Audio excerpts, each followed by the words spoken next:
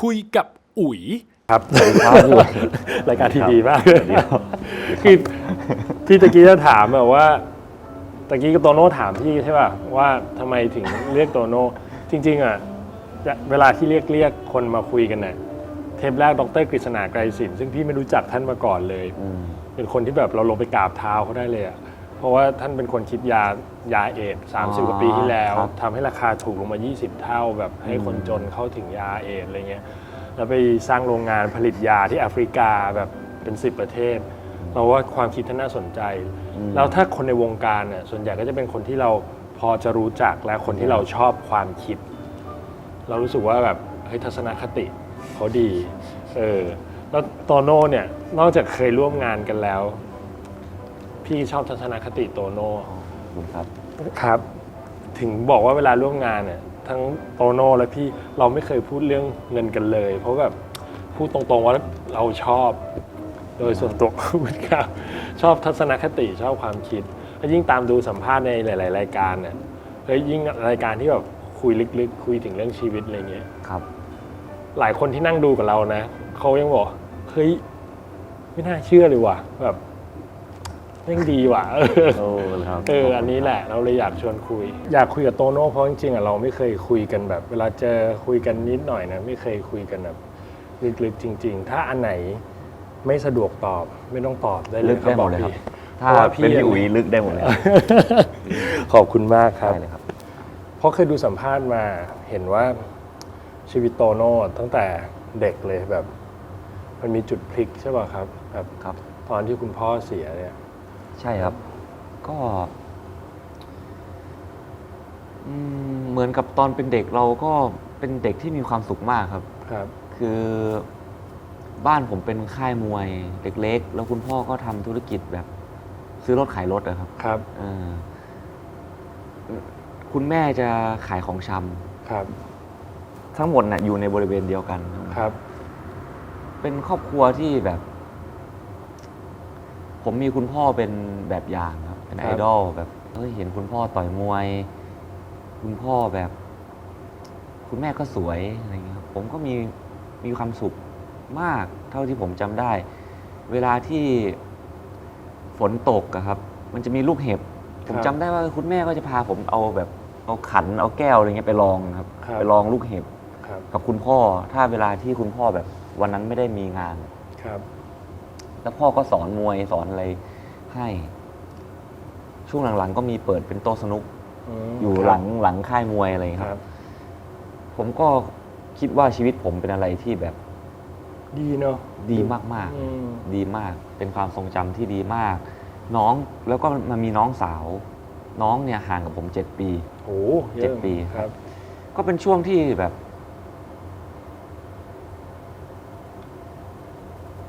ผมเห็นว่าคุณแม่ก็แต่งตัวสวยครับใส่เพชรใส่ทองได้นะคุณพ่อก็ใส่แบบเสื้อลาคอสอะเสื้อจระเข้สมัยก่อนสำหรับมันก็แพงสำหรับเรามันก็แบบก็เห็นผู้ใหญ่เขาบอกกันว่ามันดีแล้วกันครับเราก็ไม่เคยคิดว่าวันหนึ่งมันจะมาเกิดเรื่องคือคุณพ่อเส้นใหญ่แตกที่ก้านสมองแล้วก็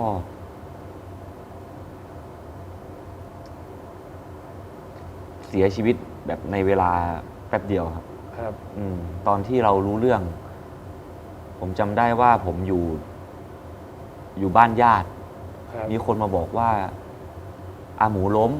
ผมก็มีความเข้าใจว่าคุณพ่อเนี่ยแข็งแรงก็ล้มก็คงจะเป็นแบบหกล้มธรรมดาใช่แต่พอเห็นอาการที่คนที่วิ่งมาบอกร้องไห้รวมถึงแบบอาการของแม่แล้วก็ญาติแล้วผมก็คิดว่าไม่ใช่นะครับก็เลยเราก็เลยขึ้นเหมือนรีบวิ่งขึ้นไปข้างบนครับแล้วก็ไปร้องไห้มันเหมือนกับ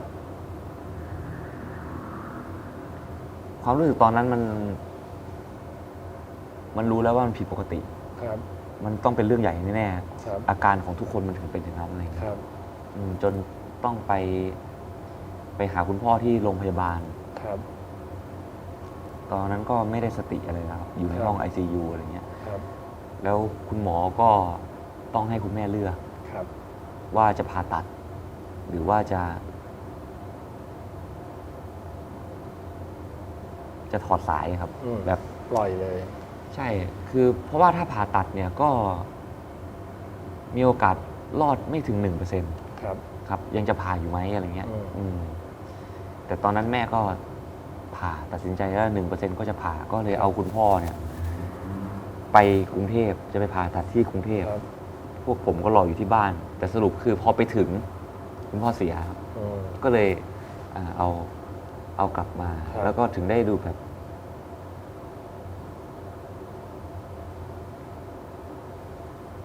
ชีวิตอีกด้านหนึ่งมันถึงได้เริ่มขึ้นครับ ถึงได้มารู้ว่า อ๋อ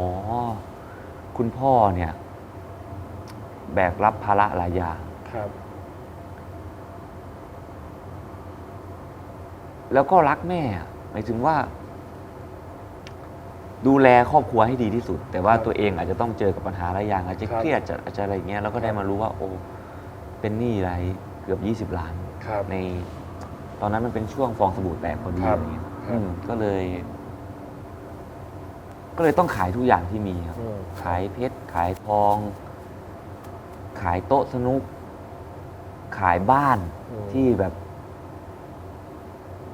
ที่เรามองว่านั่นคือสวรรค์ของเราอะ ครับ ที่แบบ ซ้อมมวยมากับพ่อ ก็แล้วก็มาซื้อบ้านเล็กๆ อยู่ แล้วคุณแม่ก็ทำอาชีพซักอบรีด ก็เป็นจุดเปลี่ยน ครับ ในตอนอายุ 9 ขวบ อยากรู้ว่าตอน9 ขวบ 10 ขวบเนี่ยนะครับ แล้วแบบมันเป็นเรื่องที่ค่อนข้างช็อกสำหรับเด็กเนะที่แบ ครับ บ ตอนนั้นน่ะจำโมเมนต์วันที่เขาบอกได้ไหมครับ ว่าแบบคุณพ่อเสียแล้วตอนนั้นน่ะเรารู้สึกแบบขนาดไหน คือเอาตรงๆนะครับ ผมเอะใจ มันเหมือนสัญชาตญาณบอกตั้งแต่ตอนที่มาบอกว่าคุณพ่อล้มแล้วครับ ครับ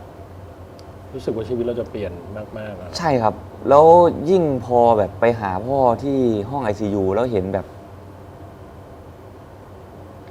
แกไม่ได้สติอะครับ ครับ แล้วภาพของคนที่เคยแข็งแรงเป็นแบบ มีผ้าพันเต็มหัว แล้วผมก็เห็นแม่แบบจับมือพ่อตลอด แล้วก็แบบ ขอให้พี่หมูแบบ กลับมาได้เหมือนหนุมานนะ ขอให้แบบลมพัดพี่แล้วพี่ก็ฟื้นขึ้นมาได้ อืม แต่ตัวของผมเอง ไม่ได้คิดว่ามันจะเกิดขึ้นนะ ผมหวังนะครับ หวัง ผมหวังแต่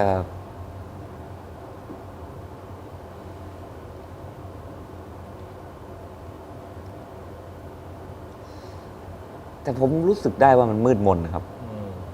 แบบความรู้สึกเรามืดมนแล้วยิ่งพอรู้ว่าไม่มีว่าตายแล้ว ครับ มันเหมือนกับคนที่แบบ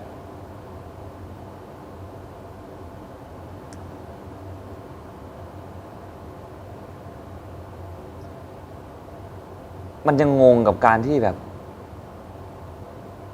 เฮ้ย ไม่มีอีกแล้วเหรอ่ะ ครับ แบบ มันยังช็อกอยู่นะรับความจริงไม่ได้ ใช่ใช่ครับ ครับ เหมือนตอนเด็กๆ เวลาเปลี่ยนชั้นนะครับ ครับ ป .1 ขึ้นป .2 อะไรเงี้ยเขาก็จะถามประวัติใช่ไหมครับ ครับ เราก็จะเห็นเพื่อนเราบางคนแบบ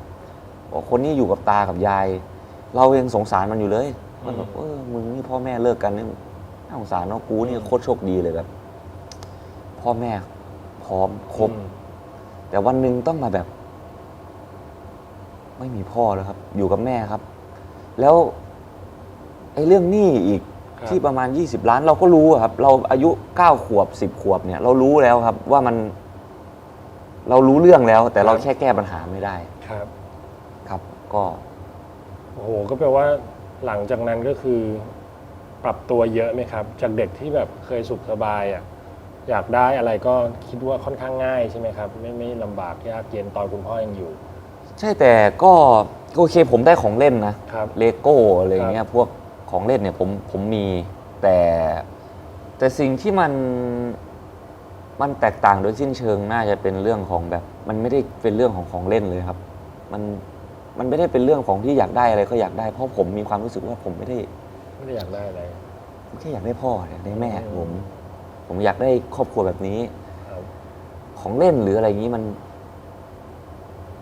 ได้มีความหมายอะไรครับ การกินการอยู่บ้านเล็กลงอะไรอย่างเงี้ยลำบาก ไม่ได้มีความผมไม่ได้มองว่ามันลำบากเลยพี่อุ๋ยเอาตรงๆ คือ แต่สิ่งที่มันลำบากคืออัน ลำบากใจ ใช่ ร่างกายไม่ค่อยรู้สึกว่ามันมีผลกับเราเท่าไหร่ใช่ไหม ใช่ เพราะผมไม่ได้แบบ ผมเป็นอย่างนี้มาตั้งแต่เด็ก จนตอนนี้ผมก็ยังเป็นอยู่คือ ผมมีความรู้สึกว่าบะหมี่กึ่งสำเร็จรูปมันก็อร่อยไง อ๋อครับ หรื เป็น อ คนง่ายๆอยู่แล้ว ส ไม่ เต็ ได้ ก ใช้ สเต็กก็อร่อย ครับ อิ่มเหมือนกัน เออ ตอนนั้นยังไม่ต้องไปสนใจเรื่องโภชนาการนะครับ ครับอืม ก็อร่อยกินได้ ครับ เสื้อผ้าใส่แบบไหนก็ได้ ไม่ได้มีความคิดว่าการที่ตอนนั้นเนี่ย แม่ใส่เพชรใส่ทอง หรือผมมีของเล่นเนี่ย แล้วผมเนี่ยเท่กว่าคนอื่น ไม่เคยเลย ซื้อของเล่นก็เพราะว่าอยากได้ ชอบไอ้ตัวนี้ ครับ แม่อยากได้อะไรก็เป็นเรื่องของแม่ไปไม่เคยแบบเปรียบเทียบตอนมันเด็กอะครับ ใช่เข้าใจอืม จนวันหนึงไม่มีพ่อเนี่ยก็ไม่ได้มีความรู้สึกว่านั่นคือสิ่งที่ผมทวินหา อืม บ้านหลังใหญ่รถหรูๆไม่เคย อืม แต่คิดถึงรอยยิ้มของแม่ อืม คิดถึง ความอบอุ่นของพ่อที่แบบเฮ้ยพ่อเป็นนักมวยนะ อืม เวลาใครมีปัญหาอะไรเนี่ย ครับ พ่อไป อืม พ่อไปแป๊บเดียวพ่อไปคุยแป๊บเดียวก็ ไปเคลียร์ไป เค ช่วย ลียร์ เคลียร์ ใช่ ครับ พ่อเป็นคนมีน้ำใจแล้วก็ยิ้มแย้มแจ่มใส ครับ พ่อไม่เคยกลัวใครเลย ครับ พ่อยกมือไหว้คนที่พ่อจะต่อยด้วยซ้ำ อืม คนหมายถึงว่าสิ่งที่เราซึมซับจากพ่อครับ ครับครับ แต่วันนี้ไม่มีแล้วครับ อืม แล้วก็มีแค่แม่คนเดียวแถมมีน้องสาวอีกคนหนึ่งที่ก็ไม่รู้ด้วย ว่าพ่อคือจะไม่มีพ่อแล้วรู้แค่ว่าพ่อไปสวรรค์ อืม น้องยังเด็กมาก ยังไม่เข้า 2 ใจ ขวบ อ่ะ มันก็เลยค่อนข้างจะแย่ครับ แล้วช่วงงงๆกับชีวิตแบบนั้นเนี่ย เรามีอะไรเป็นหลักยึดในชีวิตนะครับว่าเป็นที่พึ่งทางใจเราแบบกอดแม่คุยกับแม่ทุกวันอะไรไหม สำหรับผมไม่มีครับสำหรับผมคือแบบ ถ้าในช่วงที่พี่ถามผมคือช่วงงงๆนะครับ ผมรู้สึกแบบทำไมต้องเป็น มันต้องเป็น มัน กู เป็น ด้วย กู วะ วะ อืม พ่อไม่กินเหล้าไม่สูบบุหรี่ อืม พ่อออกกำลังกาย แล้วอยู่ๆมาเป็นไอ้โรคเนี้ยมาเป็นอยู่ๆถามคุณหมอบอกว่าโอกาสเหมือนถูกลอตเตอรี่รางวัลที่1ครับโอกาสเกิดมันน้อยมากที่แบบ มันไม่ได้แสดงอาการอะไรเลย ครับ อยู่ๆมันพองขึ้นแล้วก็แตก อืม ตายไปเฉย อืม ๆคิดทำไมอ่ะทำไมแบบทำไมต้องเป็นบ้านนี้ทำไมต้องเป็นผมอะไรเงี้ยครับ ก็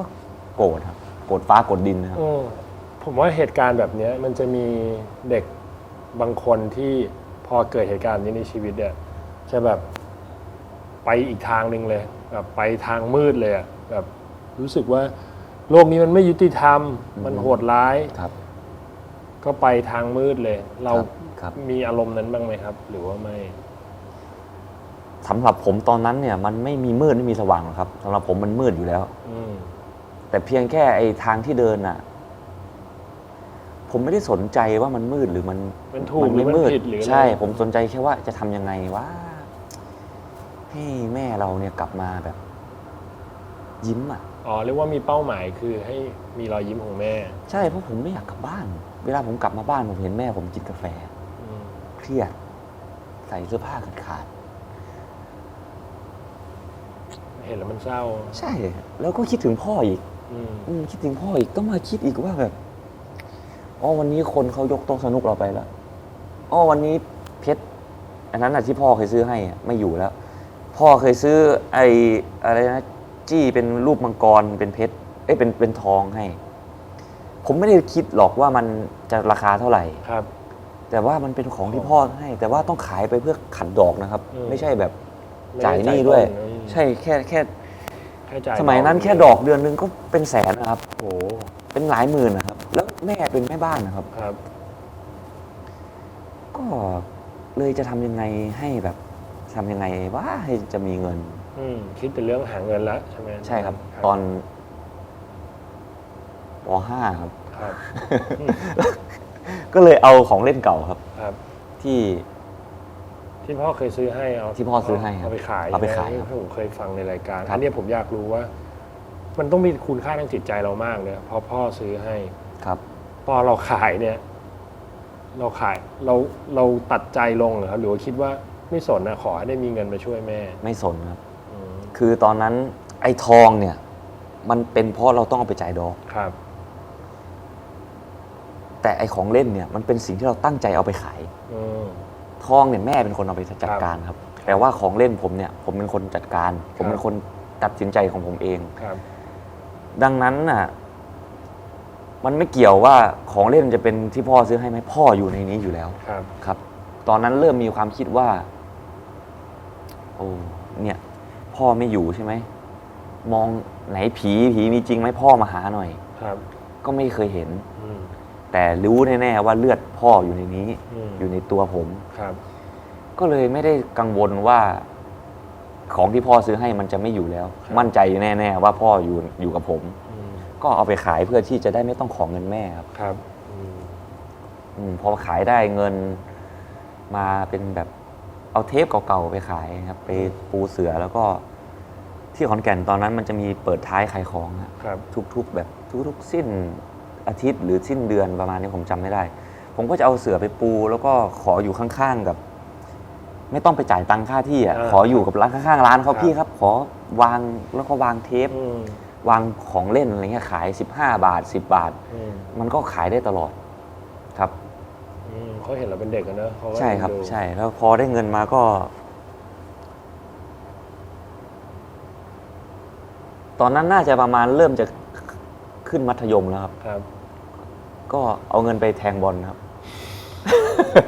จำได้ที่ดูเคยดู ครับ รายการบอกว่าไปเป็นรับโพยด้วยใช่ป่ะ ครับ เดิน ครับ โพยบอล ครับตอนแรกนะเริ่มจากแทงก่อนครับ แทงก่อน แทงก่อนคิดว่าแบบเฮ้ย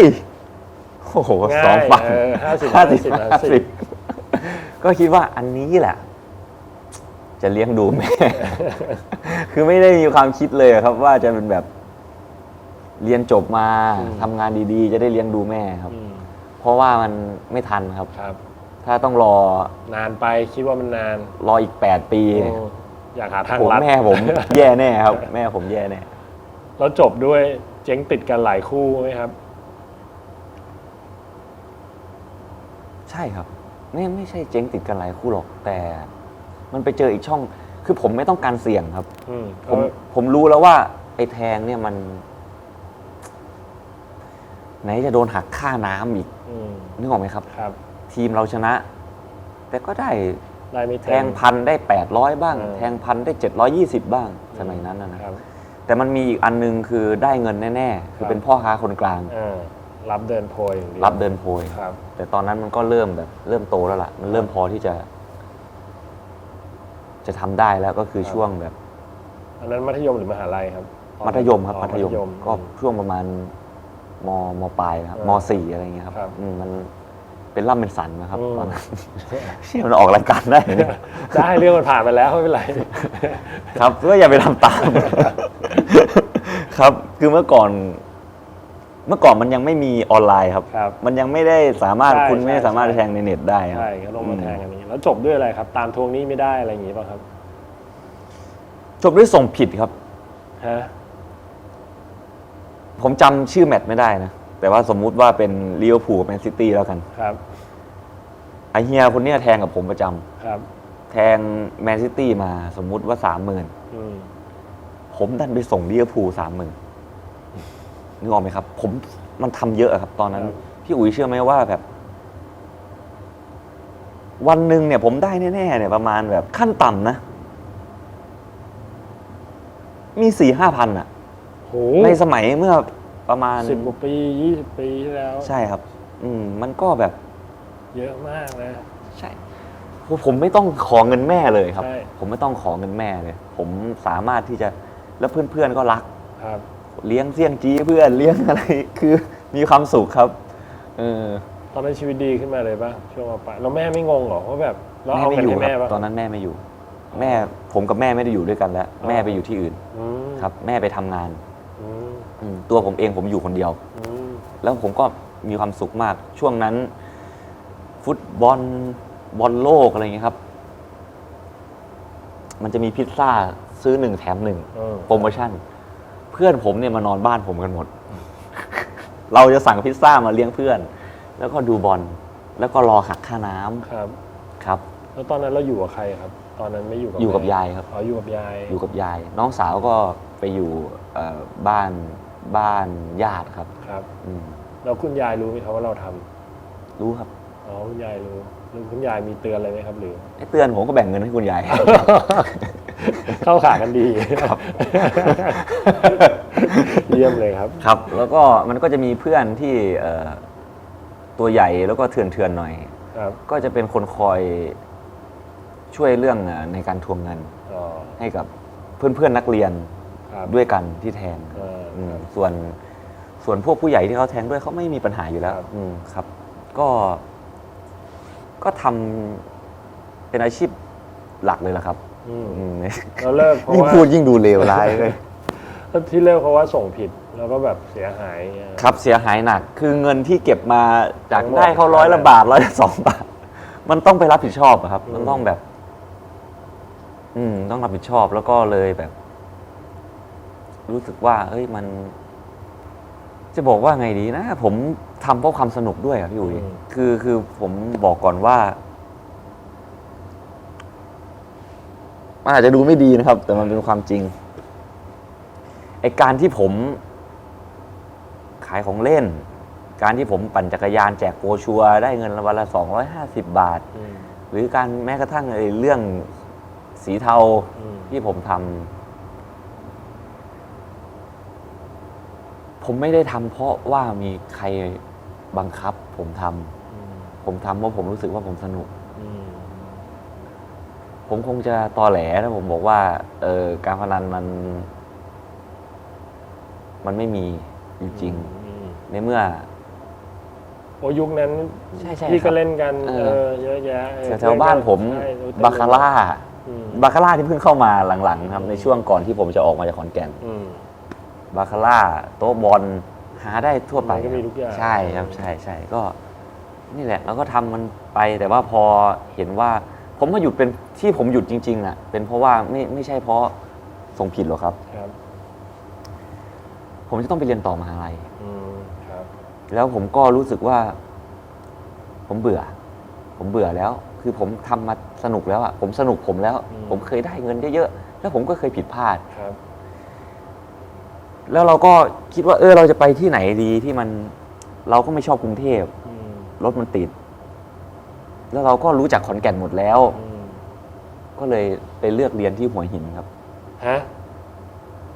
มันมีธุรกิจการบินครับ มหาลัยสวนดุสิตนะครับ ครับ เขาบอกว่าเรียน2 ปี เรียน3 ปีจบได้รับปริญญาตรีผมก็คิดว่าในเมื่อผมไม่สนใจอยู่แล้วว่าผมจะเรียนคณะอะไร ผมไม่สนใจเรื่องชื่อเสียงของมหาลัยด้วยว่าโอ้คุณต้องไปเรียนตรงนี้นะไม่เลย ผมโอ้พี่พูดไปมันจะเป็นตัวอย่างที่ไม่ดีนะ แต่ว่า ไม่เป็นไรหรอก แต่ว่าผมแบบไม่เคยเครียดกับการสอบเอนทรานซ์ ครับ เพราะว่าชีวิตผมมันไม่ได้ไปยึดกับเกรดแล้วครับ มันไม่ได้ยึดกับเกรดกับผลการเรียนมาตั้งแต่ไหนแต่ไรแล้วครับ มันขึ้นอยู่กับชีวิตผมวันนั้นว่าผมจะขายได้เท่าไหร่ ผมจะทำอะไรได้บ้าง หาเงินแล้วคิดแต่เรื่องหาเงิน ใช่คิดอย่างนั้นอันนี้เรียนแค่3 ปีจบงั้นไปเรียนอันนี้ แล้ว ให้มัน ตอน จบ จะไปเรียนเนี่ย เราตอนนั้นเรามีเงินไหมเราดีขึ้นหรือยังเรา นี่ครับ อ๋อ ผมมีเงินเก็บ อ๋อมี มี เงิ เงิ น น เก็ เก็ บ บแบบก็แบบสำหรับผมมันเยอะนะก็ประมาณแบบเกือบ100,000 ตอนนั้นคิดจะส่งตัวเองเรียนเลยเหรอครับ หรือว่ายังขอแม่อยู่ไหมครับถ้าจะ ไม่ เรียน ผมไม่ขอแม่มานานแล้วครับ อ๋อ ไม่ขอแม่เลยก็จะมี คุณลุงคนหนึ่งที่เป็นผู้มีพระคุณ คนเนี้ยเขาจะคอยแบบส่งค่าเรียนให้ แต่ค่ากินค่าอยู่ผมดูแลผมเอง ผมหาของผมเอง ครับ ครับ มาอยู่ที่หัวหินเนี่ย นี่ก็คุณลุงส่งเรียน คุณลุงส่งเรียนครับ มาเรียนที่หัวหิน อ่า ก็โหจากขอนแก่นมาอยู่เมืองที่แบบมีชายทะเลอะไรอย่างงี้ โอ้นี่เป็นความฝันครับทะเล โค คือ ตรมันเลยป่ะครับชีวิต โคตรมันครับ คือจากเมื่อก่อนเนี่ย2 ปีนะถึงจะได้เล่นบานาน่าโบ๊ทอันนี้คุณสามารถเล่นบานาน่าโบ๊ทได้ทุกวัน ทุกอาทิตย์เล่นจนคุณเบื่อนั่นแหละจนคุณรู้ว่าคุณจะต้องพลิกไปทางไหนเพื่อให้โบ๊ทมันไม่คว่ำอะไรอย่างเงี้ยครับแล้วเพื่อนๆก็เป็นเพื่อนๆใหม่หมดเลย ครับ ผมรักเพื่อนๆมากที่ขอนแก่น ครับ รักมันทุกวันนี้ผมก็รักมันสุด ครับ ๆแต่ผมก็ได้มีโอกาส เจอเพื่อน ไปเจอเพื่อนใหม่ๆที่ผมก็รักพวกมันอีกเพราะว่าส่วนใหญ่แล้วเพื่อนๆที่คบกันเป็นพวกลำบากทั้งนั้น ครับ คือเราไม่เคยสนใจว่าพ่อแม่ ยากดีมีจน ทำอาชีพอะไร ครับ หรือมึงมีความฝันยังไง รู้แค่ว่ามึงกับกูจริงใจให้กัน ครับ ได้หมดอะไรอย่างเงี้ยครับ ครับ ก็มีความสุขมากครับ มีเพื่อนเป็นคนใต้ เป็นคนปัตตานี เป็นคนยะลา เป็นคนประจวบ เป็นคนเพชรบุรี อืม มีกรุงเทพหลุดมาบ้าง อืม ครับ ก็เป็นช่วงที่มีความสุขครับ ที่พี่อยากรู้ว่าคือตอนคุณพ่อเสียกระทันหันอย่างเงี้ย มันมาจนโตมามันไอความรู้สึกว่าไม่แน่นอนเนี่ย ความไม่แน่นอนในชีวิตอะที่แบบเฮ้ยอยู่ดีๆจากคนที่แข็งแรง แล้วแบบไปกระทันหันอย่างเงี้ย มันมาเปลี่ยนความคิดอะไรเราไหมครับ เรื่องความไม่แน่นอน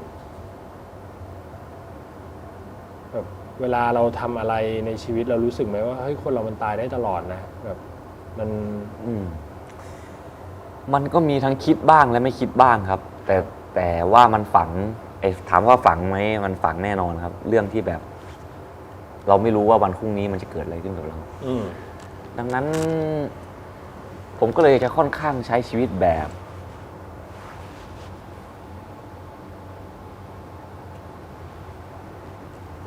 แบบไม่มีอะไรจะเสียครับ อืม ตัวผมนะครับ ครับ แต่ว่าคนที่ผมรักเสียไม่ได้ อืม ต้องเข้าใจก่อน เช่นแบบ ตัวผมไม่กลัว ใครก็ได้ ยังไงก็ได้ อืม ถ้านั้นผมมองเห็นแล้วว่ามันเป็นเรื่องที่น่าสนุก แล้วก็ผมพร้อมที่จะเสี่ยงกับมัน แต่ถ้าเสียให้ผมคนเดียวนะ อืม ถ้าตายผมคนเดียวนะ อืม แต่ว่าแม่กับน้องเนี่ย ผมจะไม่เอามาเสี่ยงเลย อืม ผมจะต้องรู้ว่าถ้าผมเป็นอะไรขึ้นมา สมมุติผมตาย แม่น้องผมต้องไม่ลำบาก อืม ดังนั้นไม่เกี่ยวกันนะครับ ผมชีวิตนะมันไม่แน่นอน ครับ แต่ตัวผมเองเนี่ย เป็นคนที่ค่อนข้างสนุกกับชีวิตในด้านที่ผมมองว่าสนุกนะ ผมไม่ได้มองว่าการกินเหล้าเมายาเป็นเรื่องสนุก ครับ ผมไปสนุกกับเรื่องอื่น ครับ ถ้าในช่วงตั้งแต่มัธยมไปจนถึงมหาลัยเนี่ยผมคิดอย่างนั้นครับ ผมแบบ ตั้งต้นเอาไว้แล้วว่า จะไม่กินเงินเดือน อืม จะไม่ทำงานเป็นแบบเหมือนเรียนหนังสือครับ คือ ครับ ต้องตื่นเช้าออกมาอะไรเงี้ยเราไม่ถนัดตรงนั้น ครับ เราก็จะคิดว่าเราก็ขายนมปังปิ้ง อืม ที่หัวหิน ครับ พอตอนกลางคืนก็ไปร้องเพลงในผับอะไรอย่างเงี้ย ไม่คิดว่าจะทำอาชีพอิสระแบบนี้ไป ใช่ครับ เรียนไม่คิดว่าจะทำงานประจำอะไรอย่างนี้ ใช่ครับทำอะไรก็ได้ที่ผมแบบมีความสุข แล้วก็แบบ อยู่ได้อะไรเงี้ยครับก็ไม่ได้คิดอะไรจริงๆก็คิดแค่ให้มันเรียนให้มันจบให้มันเร็วที่สุด เพื่อที่จะได้มาออกมาทำงานหาเงินให้ได้เต็มที่ แล้วก็รับผิดชอบแม่อยากให้ผมเรียนจบปริญญาตรี ผมก็จะเรียนให้คุณแม่ ครับ ครับ ก็โชคดีที่เป็นไปตามเป้า คือ เราใช้เวลา2 ปีครึ่ง อืม จบปริญญาตรีมันก็เลยทำให้ผมอายุแค่ครับ 20ผมก็สามารถออกมาทำงาน ครับ หาเงินได้แล้วอะไรอย่างเงี้ยครับ เห็นตอนนั้นบอกว่าไปแล้วก็ไปล้างจานที่เยอรมันใช่ไหมครับ ใช่ครับ อยู่3 เดือนใช่ไหมครับ ที่บอกว่าไปทำงานเก็บเงินใช่ไหมครับ ใช่ครับ3 เดือนสำหรับผมเหมือน3 ปีครับ คือพอผมจบมาเนี่ย ผมไม่รับปริญญานะครับ ครับ ผมอยากจะไปทำอะไรก็ได้ที่ใจผมมันอยากจะทำ อืม แล้วผมเห็นแล้วว่าเฮ้ยโหมีไปล้างจานเว้ยคนรู้จักกันเขาบอกว่าให้เลย20ตอนนั้น20 ยูโร ครับ เป็นเงินก็เกือบ1,000นะครับ ตอนนั้น 1,000 3 เดือน 90,000 ครับ 90,000 ค่าตั๋วเครื่องบินเนี่ยประมาณ 50,000 ครับ กำไรแน่ๆ 40,000 อืม มันเห็นอยู่แล้วว่ามันกำไรแล้วก็กินอยู่กับเขาไปเป็นเด็กเสิร์ฟร้านเขากินข้าวไข่เจียวอยู่ได้ครับ แล้วเราก็ไม่เคยเห็นหิมะ เราอยากจะไปต่างประเทศเลยครับ อืม ก็เลยตัดสินใจไปเลยครับก็ไปกับพี่ชายครับ ครับ เป็นญาติ ครับ ก็ไปด้วยกัน แต่ว่าพอดีผิดพลาดนิดหน่อยตรงที่ไอ้เดือนที่จะไปตอนช่วงนั้นอ่ะ เป็นช่วงพันธมิตรยึดสนามบิน อืม ไอ้แทนที่มันจะเป็น3 เดือน มันเหลืออยู่2 เดือนนิดๆ เวลาในการทำเงินของผมก็อาจจะน้อยลงไป ครับ แต่ก็ไม่เป็นไรมันก็ไปลุยครับ ก็ไปก็ไปก็สรุปว่าโอเค ก็ไปล้างจาน แล้วก็มีอาชีพใหม่ คือมันไม่มีคนทำก็คือขัดห้องน้ำครับ ครับ เพราะว่ามันสกปรกแล้วก็ร้านที่เราทำเนี่ย มันเปิดกลางคืนด้วยครับ ครับ คนเมามันจะเยอะ มันจะไม่ใช่แค่ขัดให้เราจะเจอกับเศษต่างๆนานาอะไรอย่าง เศ เงี้ ษ ยครับ อ้วกอะไรอย่างเงี้ย ใช่ แล้วมันไม่ได้อ้วกใส่โถอึมันอ้วกใส่โถฉี่ น้องไปโกยออกมาครับ ใช่ครับ ใช่พอมันไม่ลงอ่ะ เราก็ต้องทำครับวันแรกผมก็จำได้แหละว่า น้ำตาผมซึม อืม แต่ผมไม่รู้ว่าผมว่ามันคงจะรวมกัน คือแบบ มันอาจจะซึมเพราะมันเหม็นอ่ะ มันแสบคอแบบหายใจเข้าไปแล้วมันแบบจะอ้วกอ่ะ อืม กับอีกใจนึงก็แบบกูต้องทำขนาดนี้เลยเหรอวะ กูต้องมาทำอะไรขนาดนี้เลยเหรอ กูต้อ วะ งทำขนาดนี้เลยเหรอวะ แต่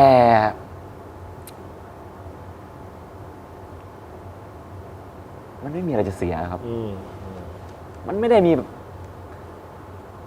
แล้วผมก็ไม่ได้รู้สึกต้อยต่ำด้วยนะพี่อุ๋ยไอการที่ผมแบบน้ำตาซึมตอนนั้นคือผมแค่รู้สึกว่า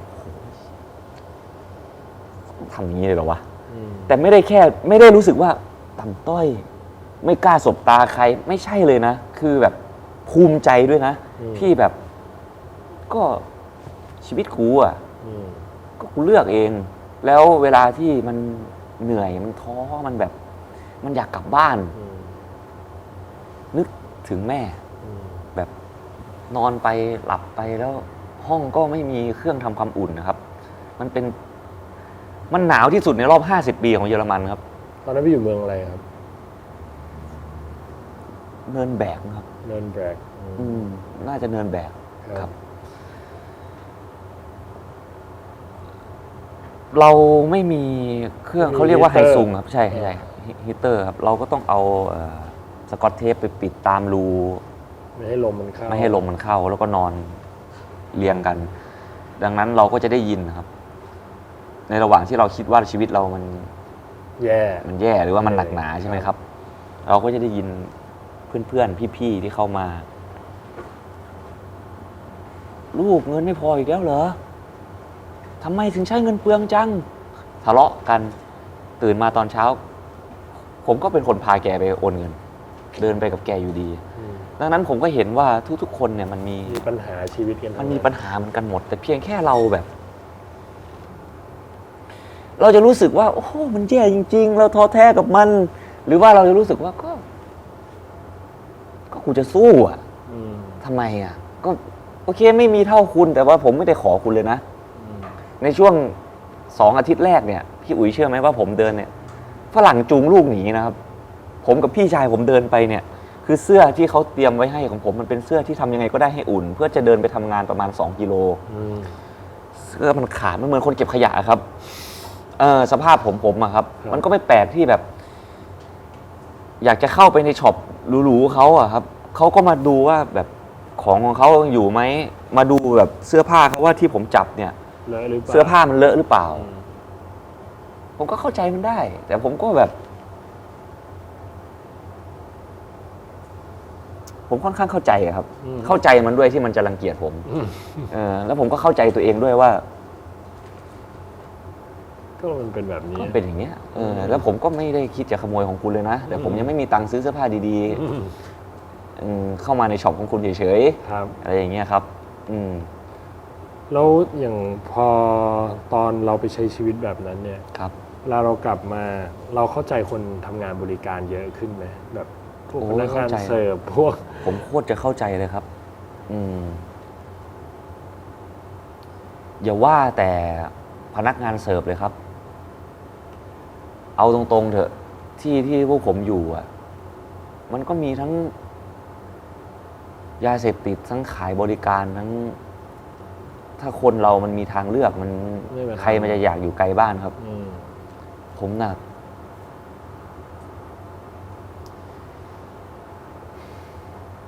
ความเหงา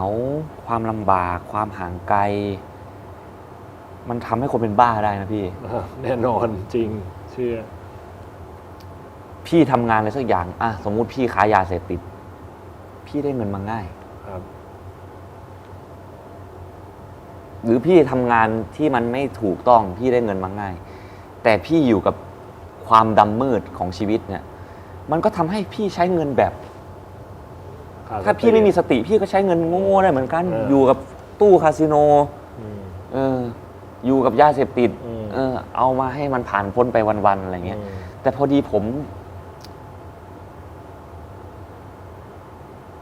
โชคดีที่ผมไม่ได้รู้สึกว่าสิ่งพวกนั้นมันสนุกตอนนั้นเรามีเป้าหมายคือมาเก็บเงินเป้าหมายคือต้องการจะได้เงินเท่านี้กลับไปต้องการเห็นหิมะแล้วเราก็ได้แต่สิ่งที่เราได้ตามกลับมาคือฝรั่งมันมองเราแบบนี้นะทำไม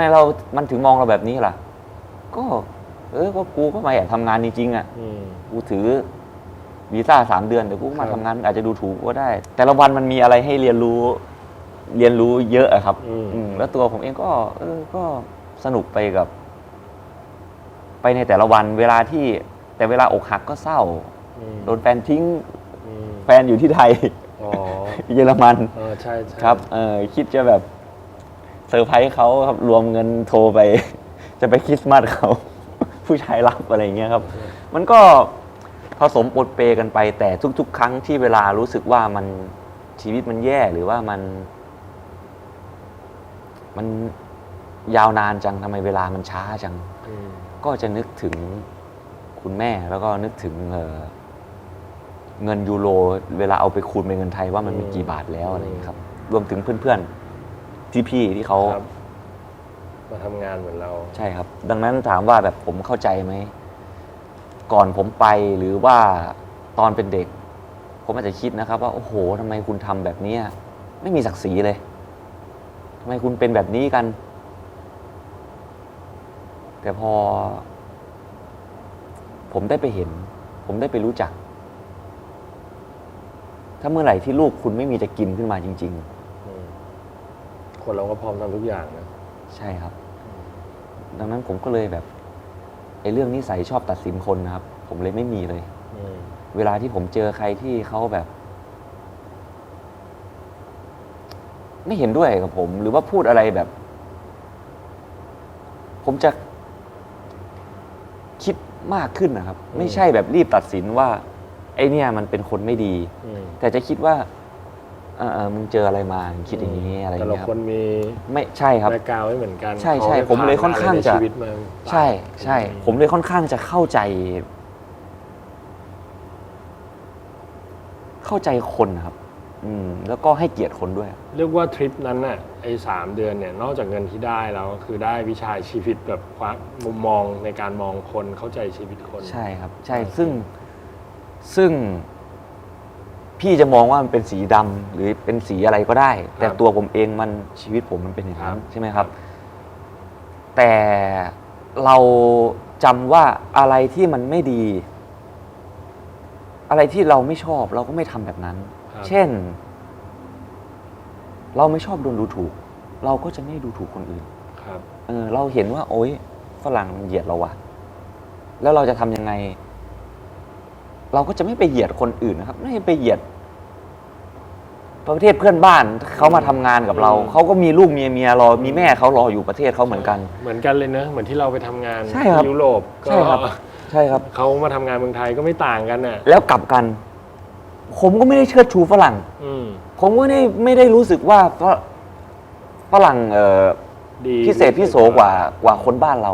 ผมค่อนข้างจะให้เกียรติคนบ้านเราเพราะผมรู้ว่าคนบ้านเราแม่งโคตรสู้เลยแล้วผมก็รู้ว่าฝรั่งเอาเปรียบก็มีผมก็เจอครับ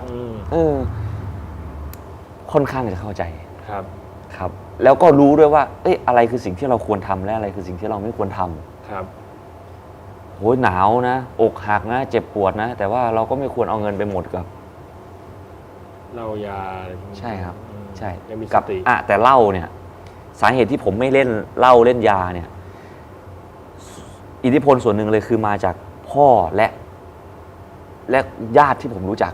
อันนี้ผมพูดตรงๆเลยครับมาจากเด็ก คือพ่อผมเนี่ยไม่กินเหล้าไม่สูบบุหรี่ ครับ แล้วผมเห็นว่าพ่อไม่กินเหล้าไม่สูบบุหรี่แต่พ่อไม่กลัวใครเลย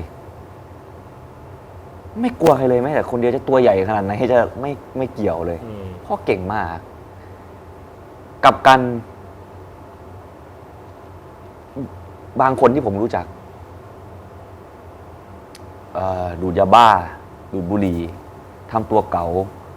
ผมเห็นพ่อผมต่อยร่วงมาแล้ว แบบดังนั้นไม่เกี่ยวว่า คุณจะดูดบุหรี่กินเหล้าแล้วมันดูเท่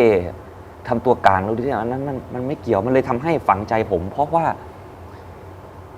พอพ่อผมสอนผมมาอย่างนี้ สอนจากการกระทำนะครับ แล้วพอผมเห็นพี่ที่ผมรู้จักแล้วผมบอกเฮ้ยพี่ทำไมพี่ก็เห็นว่าแม่พี่ทุกข์แล้วทำไมพี่ยังดูดยาบ้าอยู่วะมึงยังเด็กไม่เข้าใจหรอกเดี๋ยวมึงโตขึ้นมึงก็เป็นแบบกู พูดกับผมแบบนี้ตอนผมเป็นเด็ก มันเลยฝังใจผมว่าเดี๋ยวกูไม่เป็นแบบมึงเดี๋ยวกูจะไม่เป็นแบบมึงแน่ๆคอยดูเถอะไม่ว่ากูจะหาเหวชีวิตจะแย่ไงก็ช่างกูจะไม่เป็นแบบมึง อืม มันผมดันไปเจอไอ้ตรงนั้นไง โชคดีนะ ใช่ มันเหมือนกับเป็นแบบแล้วผมเป็นคนแบบ พูดอะไรกับตัวเองไว้แล้วต้องทำอ่ะ ครับ มันก็เลยแบบ เวลาที่มันแย่หรืออะไร อืม ไม่เอา พี่เห็นโตโน่ไปทำโครงการตอนนั้นที่หาเงินช่วยสัตว์ทะเลอะ ครับ พี่ฟังในรายการโตโน่บอกว่าก่อนหน้านั้นน่ะโตโน่ว่ายน้ำไม่เป็นเหรอครับ ครับ เฮ้ยถามจริง คือ ผมว่ายฟรีสไตล์ไม่เป็น อืม แต่เพราะผมว่ายกบเป็นอยู่ครับ อ๋อ แต่กบก็เป็นแบบ ผมเรียกว่ากบป่าครับ ผมเพิ่งมามีความเข้าใจจากครูที่สอนผมว่ากบเนี่ย มันใช้ลมหายใจเดียว คือออกโผล่เข้าใช่ไหมครับ แต่ก่อนหน้านั้นคือผม พอจะหมดผมถึงค่อยโผล่ อืม อะไรอย่างเงี้ยครับ ครับ ถึงมาปรับวิธีการหายใจในเมื่อก่อนจะต้องว่ายจริงประมาณ6 เดือนครับ ครับ 5-6 เดือน อืม อย่างเงี้ยแต่ว่า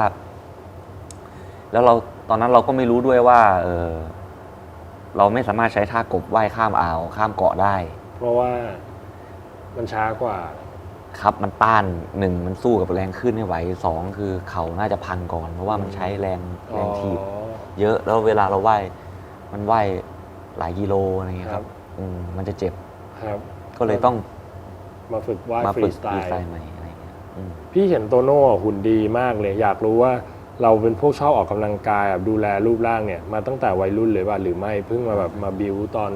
เข้าวงการตอนอะไรอย่างเงี้ย ไม่เลยครับ คือมันเป็นเพราะ ผมต่อยมวยครับ มันตอนนั้นมันไม่ได้มีฟิตเนสมีอะไรครับ แต่ว่าพ่อจับต่อยมวย ครับ มันเลยแข็งแรงเองโดยธรรมชาติ แล้ว ครับ ตอนวัยรุ่นในช่วงที่คุณพ่อเสียไปแล้ว เรายังซ้อมอยู่อะครับ ซ้อมนะครับ คือซ้อมก็เพราะว่าคิดถึงพ่อนี่แหละครับ อืม ตอนพ่อผมเสียนะ9 ขวบ แต่ว่าผมกลับมาซ้อมอีกทีนึงคือตอนม2ม3ก็คือให้ครูมวยของพ่อนั่นแหละ ที่เป็นพี่ชายกลับมาสอนให้ ครับ ครับ ก็ซ้อมอยู่เรื่อยๆ แต่ก็ไม่ได้เอาไปชกเป็นอาชีพอะไรอย่างเงี้ยครับ แล้วก็กับชีวิตของเพื่อนมันได้ใช้อะครับ มันมีประโยชน์ ครับ มันก็ผมก็คิดว่ามันก็แบบ1เราไม่ได้เอาไปรังแกใคร เราก็ป้องกันตัวแล้วก็ป้องกันคนที่เรารักได้ด้วย ครับ ก็ซ้อมมาตลอด ตอนนั้นไม่ได้คิดว่ามันเป็นเรื่องของการดูแลร่างกาย มัน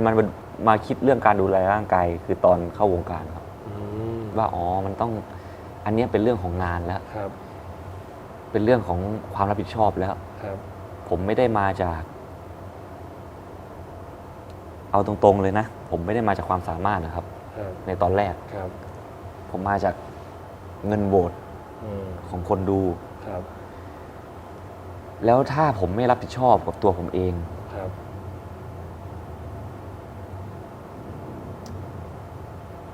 แล้วถ้าผมไม่พยายามพัฒนาตัวเอง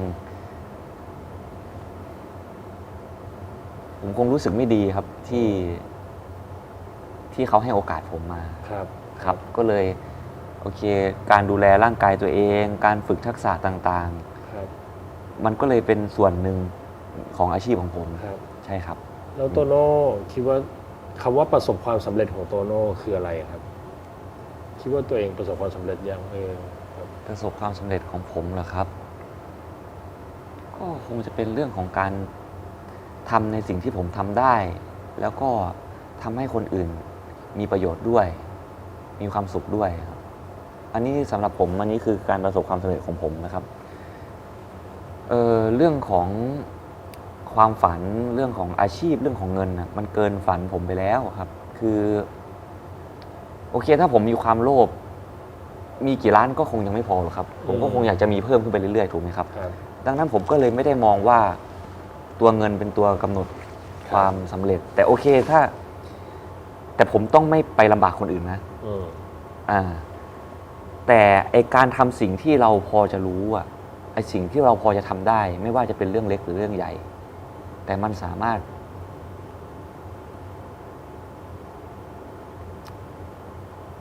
ตอบแทนคนที่ผมรักหรือตอบแทน อาจจะดูน้ำเน่านะครับ ตอบแทนโลกใบเนี้ย ที่มันพอจะที่มันให้โอกาสผมหายใจอ่ะผมก็อยากจะตอบแทนมัน ผมก็มองว่านั่นอ่ะ เป็นสิ่งที่สำเร็จ เพราะถ้าผมรอว่าให้ผมรวยก่อนรวยมากๆแล้วผมถึงช่วยครับ ผมไม่รู้ว่าผมจะรวยตอนไหน แล้วผมก็ไม่รู้ด้วยว่าการใช้ชีวิตของผมแบบเนี้ยมันจะไปมีเงินเป็นพันล้านได้ยังไง ถูกไหมครับ มันต้องรอให้มีเงินหลายๆล้านก่อนเลยถึงจะช่วยคนได้ ในเมื่อตอนอยู่มัธยม ผมมี1,000ผมก็ช่วยเพื่อนได้แล้วอ่ะ ดังนั้นผมจะต้องรออีกเหรอ แล้วยิ่งทุกวันนี้ งานที่เราทำโอกาสที่เราได้รับ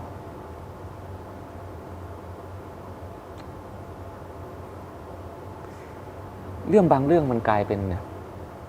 มันสามารถทำให้คนคนนั้นเขายิ้มได้แล้วครับยกตัวอย่างง่ายๆแค่แบบ คุณโตโน่ขอถ่ายรูปด้วยหน่อยสิโอเค ผมอาจจะเหนื่อยมากเลยนะ ผมอาจจะมีปัญหาชีวิตอยู่ก็ได้ตอนนั้น แต่การที่ผมอดทนอีกสักหน่อย ครับ อดทนด้วยความจริงใจด้วยนะ คือหมายถึงว่าไอความรู้สึกที่แบบขอบคุณนะ ที่แบบ ที่มาถ่ายรูปกับผมอ่ะลองนึกจากชีวิตไอคนเก็บอ้วกคนเนี้ยคุณมาขอผมถ่ายรูปแล้วมันทำให้คุณยิ้มได้อีก ผมมีความสุขนะครับแล้วถ้าวันหนึ่งมันจะหมดเวลาของผมก็ยินดีนะครับ เพราะว่าในช่วงเวลาที่ผมยังพอจะทำให้พวกคุณยิ้มได้อยู่ผมได้ทำอย่างเต็มที่แล้วในทุกๆวัน เวลาเราทำโครงการดีๆอะไรแบบนี้อย่างตะกี้โตโน่ยังติดอยู่นิดนึงเลยยังพูดว่ามันอาจจะดูน้ำเน่านิดนึงนะครับ เวลามีคนมาคอมเมนต์เราในสิ่งที่เราทำแบบ เราคิดว่าเราตั้งใจดีแล้วนะเราเจอคอมเมนต์แบบแรงๆลบๆอะไรอย่างเงี้ย หรือคนมองอย่างเช่นแบบพวกทำดีสร้างภาพนับบุญทุนคนอื่นทำไปเพื่อผลประโยชน์ตัวเองด้วยละสิอะไรเงี้ยเรามีวิธีจัดการกับความรู้สึกตัวเองยังไง เวลาเจอแบบนั้น ถ้าเรายังไม่เคยทุ่มอะไรสักอย่างหนึ่งด้วยชีวิตของเราครับ เราอาจจะ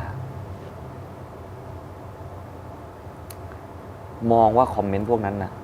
มันมีผลกับความรู้สึกเราครับ แต่ไอสิ่งที่ผมทำอยู่ครับ ผมรู้แล้วครับว่าถ้าตายคือตายนะ ตายนะ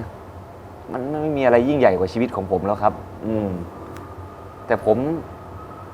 พร้อมครับ พร้อมจะเสี่ยง เพราะผมเห็นว่ามันสนุกและมันคุ้มดังนั้นผมเลยไม่ค่อยจะใส่ใจค่อนข้างจะเข้าใจพวกเขาใช้คำว่าเข้าใจเพราะพวกเขาไม่เคยทำ ถ้าพวกเขาลองทำดูเขาจะรู้ว่าแม่งโคตรเหนื่อย แล้วก็ ไหว้เองบริจาคเอง แต่สิ่งที่ผมเห็นมาแล้วคือรอยยิ้มของคุณหมอคุณพยาบาลที่เขาร้องไห้ในตอนที่มาเรียมตายครับ ผมรู้แล้วว่านั่นน่ะ มันจบแล้วสำหรับผมไอ้คุณจะเข้าใจผมยังไงน่ะมันเรื่องของคุณ คุณจะพิมพ์ยังไงก็ช่างน่ะ แต่ผมได้ช่วยเขาแล้ว วันนั้นน่ะเขาร้องไห้ด้วยความสุขแล้ว ที่เขาแบบขอบคุณนะที่ มาช่วย มาช่วย ระดมทุนหา ใช่ครับ เงิน นับภาษาอะไรกับสัตว์ อุปกรณ์ทางการแพทย์ของคนยังไม่พอเลย แต่ในระหว่างที่พวกคุณทะเลาะกัน แล้วก็หาทางออกที่ดีที่สุดสำหรับพวกคุณ ผมขอทำเถอะ พวกคุณทะเลาะกันไป พวกคุณพูดกันไป คุณพูดกันไป อันนี้ดี คุณนี่มันโง่ ผมนี่มันถูก ฟังผมนี่มันถูก ฟังผมนี่มันเจ๋งทำสบาย ผมจะทำให้พวกเขา ระหว่างที่พวกคุณทะเลาะกันอยู่ พวกเขาแม่งร้องไห้ เขารักษาคนไม่ได้ ผมว่าน้ำตาของพวกเขามีค่า พอที่ผมจะเสี่ยง แล้วก็มีค่าพอที่ผมจะ ต้องมาเจอกับคอมเมนต์พวกนี้ ครับ ผมก็เลยคิดว่าไม่ได้เป็นเรื่องใหญ่โตอะไรที่ผมจะแบกรับมันไม่ได้ครับ ครับ แล้วตอนระหว่าง 6-7 เดือนที่เก็บตัวซ้อมอยู่ตอนนั้นเนี่ย ครับ คิดไหมเขาแบบเฮ้ยถ้ามันไม่สำเร็จถ้ามันไม่เกิดขึ้นมีกังวลไหมครับ ก็ ผมก็ถามทีมนะครับว่าเฮ้ยถ้าผมไหว้แล้วแม่งดันได้มาสัก50,000นะ ลงทุนไป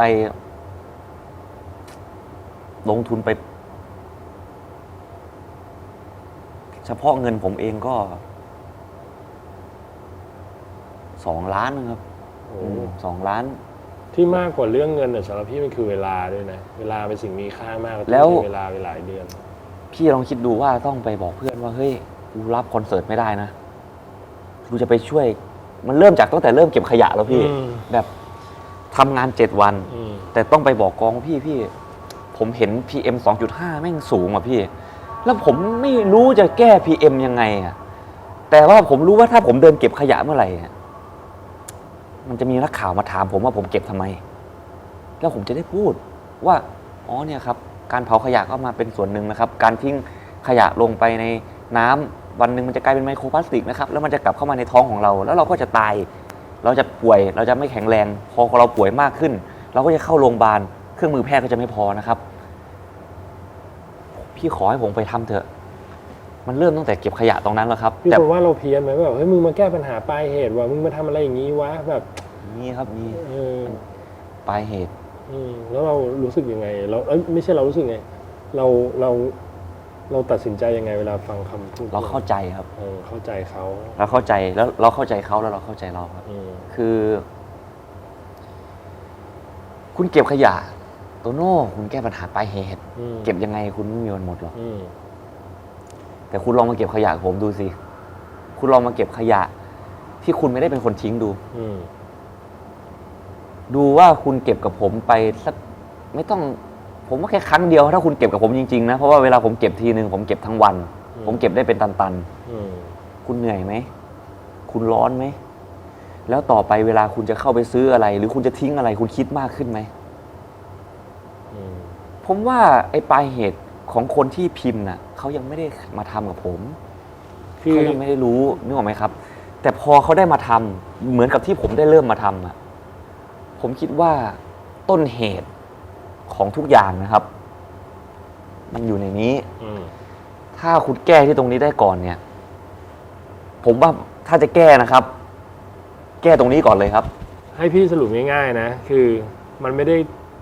การออกไปเก็บขยะเนี่ยมันไม่ใช่แค่ขยะหายไปจากชายหาดเท่านั้นครับ แต่มันเปลี่ยนทัศนคติเปลี่ยนจิตใจนิสัยของคนที่ไปเก็บ ใช่ครับ ให้เวลาจะทิ้งหรือจะบริโภคอะไรพวกนี้คิดมากขึ้น ใช่ครับ มันก็เลยเปลี่ยนนิสัยคนตั้งแต่ต้นเหตุเลย ใช่ครับ ว่าต่อไปนี้กูจะไม่ทิ้งซีซัวกูจะใช้อย่างคิด ใช่ครับ อันนี้มันก็คือการแก้ปัญหาทางต้นเหตุด้วย แต่ขอให้คุณได้มาลองเก็บคุณถึงจะเข้าใจ มีคนใกล้ตัวบอกว่ามึงบ้าเปล่ามึงเพี้ยนเปล่าแบบไม่มีเลยอะ ไม่หรอ คนใกล้ตัว คนใกล้ตัวก็ไปเก็บกับผม ไม่แบบอย่างเพื่อนในวงหรืออะไรอย่างเงี้ยที่เขาเฮ้ยแบบ มึงจะรับงานน้อยลงเหรอวะแบบมึงจะไปทำอะไรอย่างนี้แบบ ครับ มีใครคอมเมนต์มีใครเตือนไหมว่าแบบเฮ้ยมันอย่างที่ ก็ บอกอ่ะมันสิ่งที่ทำมันไม่คุ้มหรอกแบบ ครับ กับ มี เวลาที่เสียไปอะไร มี อย่าง ครับ เงี้ย มีครับ ก็มี คนที่บอกก็โอ้ย เราเคยถอย เป็นคนที่ผมต้องฟังด้วยนะ อืม คนที่บอกอะ อืม พี่บอยตะกลเกียรติ อืม มึงคุ้มเหรอมึงเอาชีวิตมึงไปแลกมึงคุ้มเหรอวันประชุมที่จะว่ายน้ำอะ ครับ วันที่ไปบอกแกว่าเดี๋ยวจะว่าย เขาคงเป็นห่วงอะเนอะ เขาเป็น กลัว ห่วง ตายขึ้นมา เป็นห่วง แต่ว่าอย่างที่บอกว่า ผมไม่ได้ชีวิตผมมันไม่ได้แบบ ผมไม่ได้มองว่าผมมีค่าอะไร เฮ้ยคิดกันจริงเหรอ จริง ๆ นะ ไม่ได้คิดว่า คือถ้าคิดว่าถ้าแลกกันกับ การที่มันจะทำให้ มีคนไม่รู้แหละว่าจะกี่จำนวน หันมาสนใจบ้างว่า สิ่งแวดล้อมเป็นสิ่ง เอ้ย สำคัญ ครับ โดยเฉพาะสิ่งแวดล้อมในประเทศของเรา เฮ้ยทำไมถึงให้ความสนใจกับสิ่งแวดล้อมขนาดนี้แบบขนาดพร้อมเอาชีวิตแรกนึกถึงบางคนแล้วไม่นึกถึงแฟนเหรอไม่นึกถึงแม่เหรอแบบถ้าเราเป็นอะไรขึ้นมาเขา ผม จะ ดูแลแม่ผมอย่างดี ผมดูแลแม่ผมอย่างดี แล้วสิ่งที่ผมทำมันก็เป็นสิ่งที่ผมสนุก ครับ ผมเก็บขยะผมก็โอเคมันเหม็นมันเหนื่อยนะ แต่ว่ามันก็สนุกเวลาที่ได้ไปเจอกับ ชาวบ้านหรือน้องๆนักเรียนนักศึกษาที่เขารอไปเก็บพร้อมกันกับผม ผมมีความสุขนะพี่อุ๋ย อืม แล้วการว่ายน้ำเนี่ย ผมก็รู้สึกว่าผมได้แข่งกับตัวเอง อืม ผมว่ายไม่เป็น แล้วผมก็ไม่เคยคิดมาก่อนว่าผมเป็นคนอีสานแล้วผมจะต้องมาว่ายน้ำตัวเปล่า ข้ามเกาะข้าม ผมไม่เคยคิดนะ ผมต้องไปฝึก ครูฝึกที่ฝึกผมก็เป็นอดีตหน่วยซีลอย่างเงี้ย อืม ที่เขา มันก็มีอะไรผมสนุกอะครับ ครับ ผมสนุกแล้วผมก็คิดว่า โอเค เท่าที่ดูชีวิตโตโน่คือโตโน่เลือกทำอะไรที่หนึ่งสนุกสองมีประโยชน์กับคนอื่น ครับ ใช่ป่ะแบบได้ทั้งเราได้ทั้งเขา ครับ เรา มัน สนุกและมีประโยชน์กับสังคมกับโลก ใช่ครับ ใช่ไหม มันต้องไม่ คือเราต้องคิดก่อนด้วยนะครับ ว่าไอ้สิ่งที่ผมทำเนี่ย มันกระทบกับคนอื่นไหม ผมจะคิดมากๆเลย เพราะว่าผมค่อนข้างจะแคร์ครับ ถ้าสิ่งที่ผมทำมันไปกระทบใคร อืม แต่ผมคิดดูแล้วว่าเก็บขยะเนี่ยมันไม่กระทบใคร อืม ผมว่ายน้ำเนี่ย ผมก็เล่นกับ ผมเสี่ยงของผมเอง อืม ไม่ได้กระทบใคร ครับ ครับ ก่อนจะทำก็บอกคนที่เขาอาจจะได้รับผลกระทบแล้ว ก็คือคุณแม่อาจจะรู้ช้าหน่อย อืม เพราะว่าผมรู้ว่าถ้าบอกตั้งแต่แรกแกจะทุกข์ตั้งแต่แรกเลย ครับ มา แต่ รู้ ให้ระยะเวลาทุกข์น้อยหน่อยแล้ว ใช่ กันมา ใช่ บอกตอน ใช่ ใช่ครับมาบอก ใกล้ๆวันแถลงข่าวครับ แกก็หรือ แล้วตอนคุณแม่รู้ครั้งแรกคุณแม่ว่าไงครับคุณแม่บอกว่ามึงก็บ้าเปล่า แม่ร้องไห้นะครับ แม่ร้องไห้เลยเหรอค แม่ รับ ร้องไห้นะครับ โอ้โหตอนนั้นเราคิดถอดใจไหมเจอ ไม่มี แร้องห้ ไม่มีถอดใจเลยครับ แล้วแม่ร้องไห้ทำไงอะครับ แม่ก็เป็นคล้ายๆกับพี่บอยก็ร้องไห้ครับ เหรอครับ ครับ อันนี้ไม่เคยบอกใครเลยนะ ในที่ประชุมอ่ะ คือแบบ มันไม่คุ้มมึงทำไม แต่สำหรับผมมันคุ้มครับ มันคุ้มจะเป็นเงินกี่บาทก็ช่าง แล้วตอนนั้นเรากลัวผิดใจกับพี่บอยกับแม่ไหม ไม่กลัวครับเพราะว่า คิดว่าเราเจตนาดีอะเหรอครับ ใช่ครับ ผมคิดว่า โอเคไอสิ่งที่ผมทำเนี่ย มัน คนเราอาจจะมองตัวเองไม่เท่ากันครับสำหรับผมแม่น่าจะมีค่าสำหรับแม่ผมมันมีค่าที่สุดอยู่แล้วครับบนโลก ครับ ใบนี้ ตัวผมเองผมก็มองว่าผมมีค่ามากๆเหมือนกันครับ ครับ แต่ผมมองว่า สิ่งแวดล้อม อากาศ มันมีค่ามากกว่าชีวิตผม ผมไม่รู้ว่า ผมไม่สามารถจะทิ้งอะไรให้กับ ลูกหลานเราได้นะครับ ผมว่าแบบ มันไม่จีรังหรอกครับ ครับ รู้ไหมครับ ความหล่อความสวย แล้วการมาทำอะไรแบบนี้เราเคยกังวลไหมว่าแบบเฮ้ยคนมันจะมาจ้องจับผิดแล้วว่าเฮ้ยมันจะใช้ถุงพลาสติกไหมมันจะแบบอีโคเฟรนลี่จริงไหมอะไรเงี้ยชีวิตไม่ เพราะผมไม่ได้อีโคเฟรนลี่แบบจ๋าผมใช้ชีวิตปกติจริงๆครับ ครับ ถ้าผมไปซื้อกับข้าวแล้วคุณป้าเขาใส่ถุงมาแล้ว ครับ ผมเห็นว่ามันเปื้อนแล้วก็ไม่เป็นไรถ้าผมบอกทันก็จะไม่เอา ครับ แต่ถ้าใส่ไปแล้วก็ไม่เป็นไรครับ ร้านอาหารบางร้าน ครับ ก็โควิดมาเขากลัวลูกค้าจะกลัวติดเชื้อโรคเขาใส่หลอดมาให้หลอดมันเปียกแล้วอ่ะผมไม่ได้บอกไม่เอาหลอดครับก็ไม่มีประโยชน์อะไร ผมก็กินครับ แล้วผมก็ไม่ไปว่าคนที่ไม่ทำแบบผมด้วยสิ่งที่ผมทำผมแค่หวังว่าใครถ้าคุณพอจะทำให้คุณช่วยผมได้บ้างนะมันสะกิดคุณได้บ้างสักนิดนึงจากเมื่อก่อนคุณอาจจะใช้วันละ8 ชิ้นถ้าคุณลดลงเหลือสัก6หรือ4ผมก็ดีใจแล้วผมไม่ได้ถ้าที่ฟังโตโน่พูดมาเนี่ยพี่ดูแล้วโตโน่เป็นคนที่ไม่ได้คิดว่าอะไรคุ้มหรือไม่คุ้มแต่คิดว่าอย่างน้อยขอให้กูได้ลองทำป่ะก็ด้วยนะก็น่าจะผมว่าอาจจะเป็นอย่างนั้นก็ได้ครับพี่คุ้มหรือไม่คุ้มไม่ได้มานั่งชั่งน้ำหนักไม่ได้มานั่งคิดมากขนาดนั้นแบบว่าคุ้มหรือไม่คุ้มใช่ผมมีความรู้สึกว่ามันจะไม่คุ้มแน่ๆถ้าคุณไม่ทำมันจะไม่เกิดขึ้นแน่ๆถ้าคุณมัวแต่แบบมานั่งคิดวิเคราะห์ขอลองทำเลยแต่ไอสิ่งที่ทำต้องไม่กระทบใครแค่นั้นเองกระทบคือกระทบผมรับเองแต่ไอสิ่งที่ผมทำผมว่ายน้ำผมตายคุณไม่ได้เดือดร้อนไม่เป็นไรคุณไม่ต้องนั่นแปลว่าอย่างนี้ไอแนวคิดเนี้ยเราใช้ในเรื่องอื่นในการทำงานด้วยไหมแบบในการทำเพลงหรืออะไรอย่างเงี้ยแน่นอนครับกูทำอย่างที่กูชอบใช่ชอบแบบนี้ทำไม่ได้คิดคุ้มไม่คุ้มไม่รู้มันเคยคุ้มไหมล่ะพี่อุ๋ยพี่อุ๋ยก็เห็นอยู่คนอื่นทำโหเป็นหลาย10 ล้านวิวของผมทำ100,000 วิว 200,000 วิว 300,000 วิวแต่ผมได้ทำเพลงในแนวที่ผมชอบผมได้ทำดนตรีด้วยกันกับเพื่อนเนื้อหาได้มาจากตัวของผมเองที่ผมร้องแล้วผมก็มันเกิดขึ้นกับผมอะไรเงี้ยผมก็รู้สึกว่ามันไม่คุ้มหรอกครับถ้าพี่ตีเป็นตัวเงินใช่มันไม่คุ้มหรอกแต่ว่ามันได้ความสุขทางใจใช่ป่ะที่เราคิดแล้วลองย้อนกลับไปในวัยเด็กถ้าวันหนึ่งผมเป็นแบบพ่อผมอะครับสมมุติว่าผมตายแล้วผมเป็นแบบพ่อผมอะผมเส้นใหญ่แตกตายแล้วผมมามองในชีวิตของผมเองผมคงเสียดายพี่ถ้าผมมาคิดว่าคุ้มหรือไม่คุ้มแล้วผมไม่ได้ทำผมคงเสียดายมากเลยนะที่ผมแบบผมก็เลยคิดว่าอันนี้พี่ถึงสงสัยว่าการที่คุณพ่อเสียชีวิตกระทันหันเนี่ยมันมีผลกับทัศนคติในการใช้ชีวิตเราไหมว่าคนเราตายได้ทุกเมื่อเพราะฉะนั้นแบบอยากทำอะไรที่ไม่เดือดร้อนคนอื่นอะไรที่ไม่ทำแต่ต้องไม่ประมาทนะครับครับคือผมคิดเสมอว่าผมไม่มีอะไรจะเสียผมมาจากตัวจริงๆครับผมมาจากติดลบด้วยแต่ไม่ได้หมายความว่าผมทำอะไรโง่ๆครับเช่นการว่ายน้ำผมไม่ได้อยู่ๆผมไปว่ายครับผมฝึกหนักมากผมซ้อมจนผมมั่นใจแล้วว่า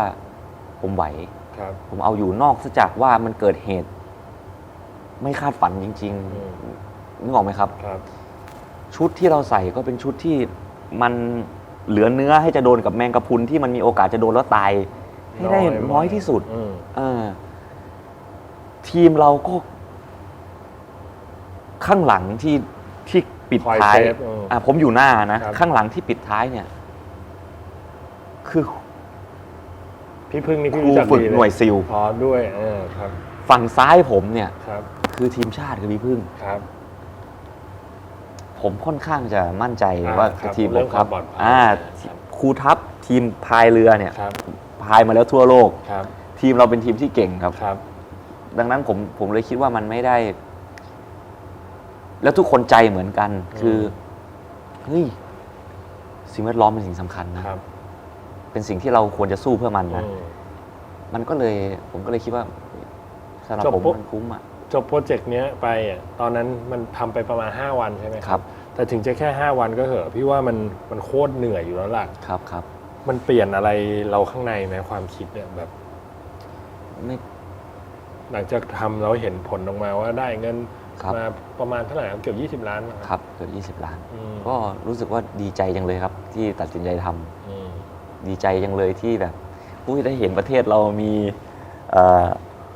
รถพยาบาลเคลื่อนที่เร็วครับที่เอาไว้ช่วยเหลือสัตว์ทะเลหายาก2 คันแรกของประเทศเรา ก็ดีใจเห็นแบบคุณหมอมีเครื่องเอ็กซเรย์ต่อไปนี้เราก็โอเคมันอาจจะมีเล็ดลอดมาเพราะว่าเครื่องมันยังไงมันก็ไม่พอ ถ้าเกิดว่าพวกเรายังไม่ช่วยกัน ครับ แต่หมอก็จะได้รู้ก่อนนะว่า ถ้ามันเกิดแบบมาเรียมอีก เราจะได้รู้ว่ามันกินขยะเข้าไป มันไม่ได้ป่วย เพราะเรารู้ว่ามันป่วยเพราะอะไรแล้วอะไรอย่างเงี้ยครับ ในเครื่องเอ็กซเรย์ ใช่ครับ ก็ชื่นใจครับ แต่มันก็ยังไม่จบครับพี่ เพราะว่าผมตั้งใจว่าผมจะว่ายต่ออีก อ๋อจะทำต่อใช่ไหม เพราะว่า ที่ผมบอกพี่อุ๋ยตอนแรก ๆ ว่าผมเป็นคนแบบตัวเองพูดอะไรแล้วจะต้องทำแบบนั้นอะ อืม ผมตั้งใจจะว่ายถึงสมุย อืม พอดีว่าย5 วัน แล้วมันมีพรกฉุกเฉิน ครับ เรื่องโควิด ครับ ผมเลยต้องอยู่ที่เกาะพะรวย ครับ มันยังเหลือพะรวยถึงสมุยอีกประมาณ30 กว่าโล อืม ผมจะว่ายต่อให้จบ อืม โดยที่ ไม่สนแล้วว่าจะได้เงินมากเงินน้อย ใช่ครับ อืม ใช่ถ้าคุณพอไหว อืม แล้วเห็นว่าเหมือนคุณมาดูกีฬาก็ได้ครับ อืม คนละ5 บาท 10 บาท อืม ถ้าคุณคิดว่าสิ่งที่ผมทำเนี่ย คุณเห็นด้วยนะ อืม เชิญครับ แต่ถ้าคุณคิดว่า ไม่อะคุณจะดูก็ได้หรือคุณจะกดผ่านไปก็ได้ ผม ครั ก็ บ เป็นแค่คนหนึ่งที่ ครับ กำลังว่ายน้ำอยู่ ครับ ครับ โอ้โหชอบไปอยากดูเลยเริ่ม คิดว่าจะเริ่มเมื่อไหร่ครับ หลังหมด คือ โควิดหรือยังไงครับ ผมพูดรายการที่อุ๋ยเป็นที่แรกเลยนะครับ ครับ ปีเนี้ยครับ ตอนแรกเนี่ย ผมจะว่ายเวลาเดิม คือช่วงเวลาที่น้ำมันโอเคที่สุด คือช่วงประมาณมีนาถึงเมษา ครับ แต่ด้วยการที่ผมยังต้องถ่ายละครและถ่ายหนัง ครับ มันเลยทำให้ ต้องเลื่อนกิจกรรมไป ครับ น่าจะเป็นช่วงปลายปีครับ เป็นช่วงที่น้ำมันแรง โอ้โห ครับ แต่ว่าผม อยากลอง แรงนี่มันแรงมากเลยนะ ก็เดี๋ยวลองดูพี่ ลองดูครับ แต่มันก็ดีที่มันมีกิจกรรมหนึ่งเพิ่มขึ้นมาครับ คือที่ผ่านมาเนี่ย ผมมีแต่ ไปเป็นแขกรับเชิญ ครับ ในคอนเสิร์ตของคนอื่น ครับ ผมเลยจะจัดคอนเสิร์ตเดี่ยวครั้งแรกในชีวิตครับ อืม แต่เป็นแบบไลฟ์สตรีมนะครับ ครับ ในวันสิ่งแวดล้อมโลก อืม น่าจะวันที่ 22 เมษายนครับ ครับ โดยที่ไม่ได้มีค่าตั๋วค่าบัตร แต่คอนเสิร์ตเนี้ยในตลอดเวลาที่เล่นเนี่ย คุณสามารถบริจาคเข้ามา อืม เป็นค่าบัตรค่าตั๋วได้ แต่ทุกบาททุกสตางค์อะเอาไปช่วย อืม เครื่องมือทางการแพทย์ทั้งหมด ครับ ที่เกี่ยวกับทั้งฝั่งอ่าวไทยแล้วก็อันดามัน อืม ครับ ก็จะจัดในวันที่ 22 เมษายนครับ ถ้าว่าง ครับ ไปเป็นแขกรับเชิญ ยินดีครับ ยินดีเป็นอย่างยิ่งครับ ยินดี ครับ มากค ครั รับ แล้วก็เราก็จะเอาเงินถ้ามันต้องช่วย หมายถึงว่า ถ้ามันต้องช่วยเราจะช่วยเลย ครับ นะครับ แต่หลักๆเลยของการจัดคอนเสิร์ตนี้ขึ้นมารวมถึงการไหว้ต่อให้จบ ผมมองเห็นเกาะหนึ่งที่ผมว่ามันมีความสำคัญกับเอเชียตะวันออกเฉียงใต้ แล้วก็ประเทศเราคือเกาะมันใน อืม เกาะมันในเนี่ย เมื่อประมาณ 40 หรือ 50 ปีที่แล้วนะครับ สมเด็จพระพันปีหลวง ครับ ถวายให้ มอบให้เป็นเอาไว้เป็นแหล่งอนุรักษ์พันธุ์เต่าทะเล ครับ สร้างเป็นบ่อเต่า ครับ ขึ้นมาระยะประมาณ 30 กว่าไร่ครับ อืม ผมอาจจะไม่เป๊ะเรื่องตัวเลข ครับ นะครับ ประมาณ 30 กว่าไร่ แต่หลายปีมามันพัง อืม ตอนที่เราไหว้ครั้งนั้นเนี่ย เราช่วยเกาะมันในตรงนี้ไปเนี่ย ช่วยในเรื่องของเปลี่ยนจากการใช้น้ำมันเนี่ย ในการหมุนเวียนน้ำในใช้ในบ่อเนี่ย เปลี่ยนจากน้ำมันเป็นพลังงานแสงอาทิตย์ ครับ แล้วเราก็ช่วยทั้งฝั่งอ่าวไทยและอันดามัน ครับ รวมถึงโรงพยาบาลที่อยู่ของคนที่อยู่ตามเกาะตามชายฝั่งมันไม่พอกับการที่จะไปซ่อมบ่อเต่าบ่อนี้ให้มันกลับขึ้นมาใช้งานได้ เพราะตอนเนี้ยพอบ่อเต่านี้มันพังใช่ไหมครับ ครับ เราต้องเอาพวกสัตว์พวกเนี้ยมาไว้ที่กระมังบ้าง เอาไว้ที่บ่อปูนบ้าง ผมก็เลยกะว่าคอนเสิร์ตนี้รวมถึงการไหว้ครั้งเนี้ย ถ้ามันจะสามารถทำให้บ่อเนี้ยมันกลับมาทำงานได้ ผมว่ามันคุ้ม อืม ซึ่งมันจะต้องใช้เงินประมาณ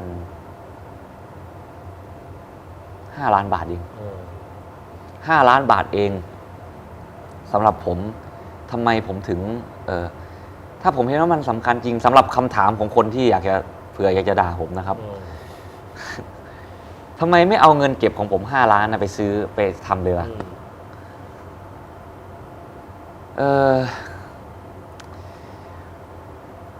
ผมคิดว่าผมอยากให้พวกเราทุกคนนะมีส่วนร่วมครับมีส่วนร่วมมีส่วนในการรับผิดชอบต่อทุกชีวิตที่อยู่ในทะเลครับฝั่งอ่าวไทยฝั่งอันดามันพวกเราทุกคนไปเที่ยวมีความสุขพวกเราทุกคนได้ใช้ผลประโยชน์จากมันไม่ว่าจะเป็นอาหารไม่ว่าจะเป็นเรื่องของการท่องเที่ยวผมอยากให้พวกเราทุกคนได้มองเห็นด้วยว่าไอ้สิ่งที่พวกเราได้ประโยชน์จากพวกเขาอ่ะเราจะช่วยพวกเขายังไงได้บ้างพี่สงสัยว่าอะไรที่ทำให้โตโน่มาสนใจเรื่องอนุรักษ์ทะเลขนาดเนี้ยแบบผมจะเอาชีวิตแรกอะไรขนาดเนี้ยแบบทำไมไปหลงรักทะเลอะไรขนาดนี้เนี่ยจริงๆแล้วผมไม่ได้รักทะเลเท่ามากกว่าคนอื่นเลยครับไม่ใช่เลยครับแต่ผมมองว่าทะเลของบ้านเราเนี่ยมันเป็นส่วนหนึ่งของชาติเราเป็นส่วนหนึ่งของโลกเราครับมีใครบ้างไม่รู้จักทะเลไทยครับมีใครบ้างไม่รู้จักภูเก็ตอันดาสมุยพังงาฝรั่งทุกคนถ้าพูดถึงทะเลไทยอยากมาเที่ยวแล้วคนไทยด้วยกันเองถ้าเรายังไม่รักถ้าเรายังไม่ช่วยกันดูแลแล้วมันจะเหลืออะไรไว้ครับมันไม่ต้องพูดถึงว่าเหลืออะไรให้ลูกหลานนะเราจะทิ้งโลกแบบไหนไว้ให้พวกเขาอ่ะครับในระหว่างที่เรามีคนเก่งๆมากมายมีผู้รู้เยอะแยะเต็มไปหมด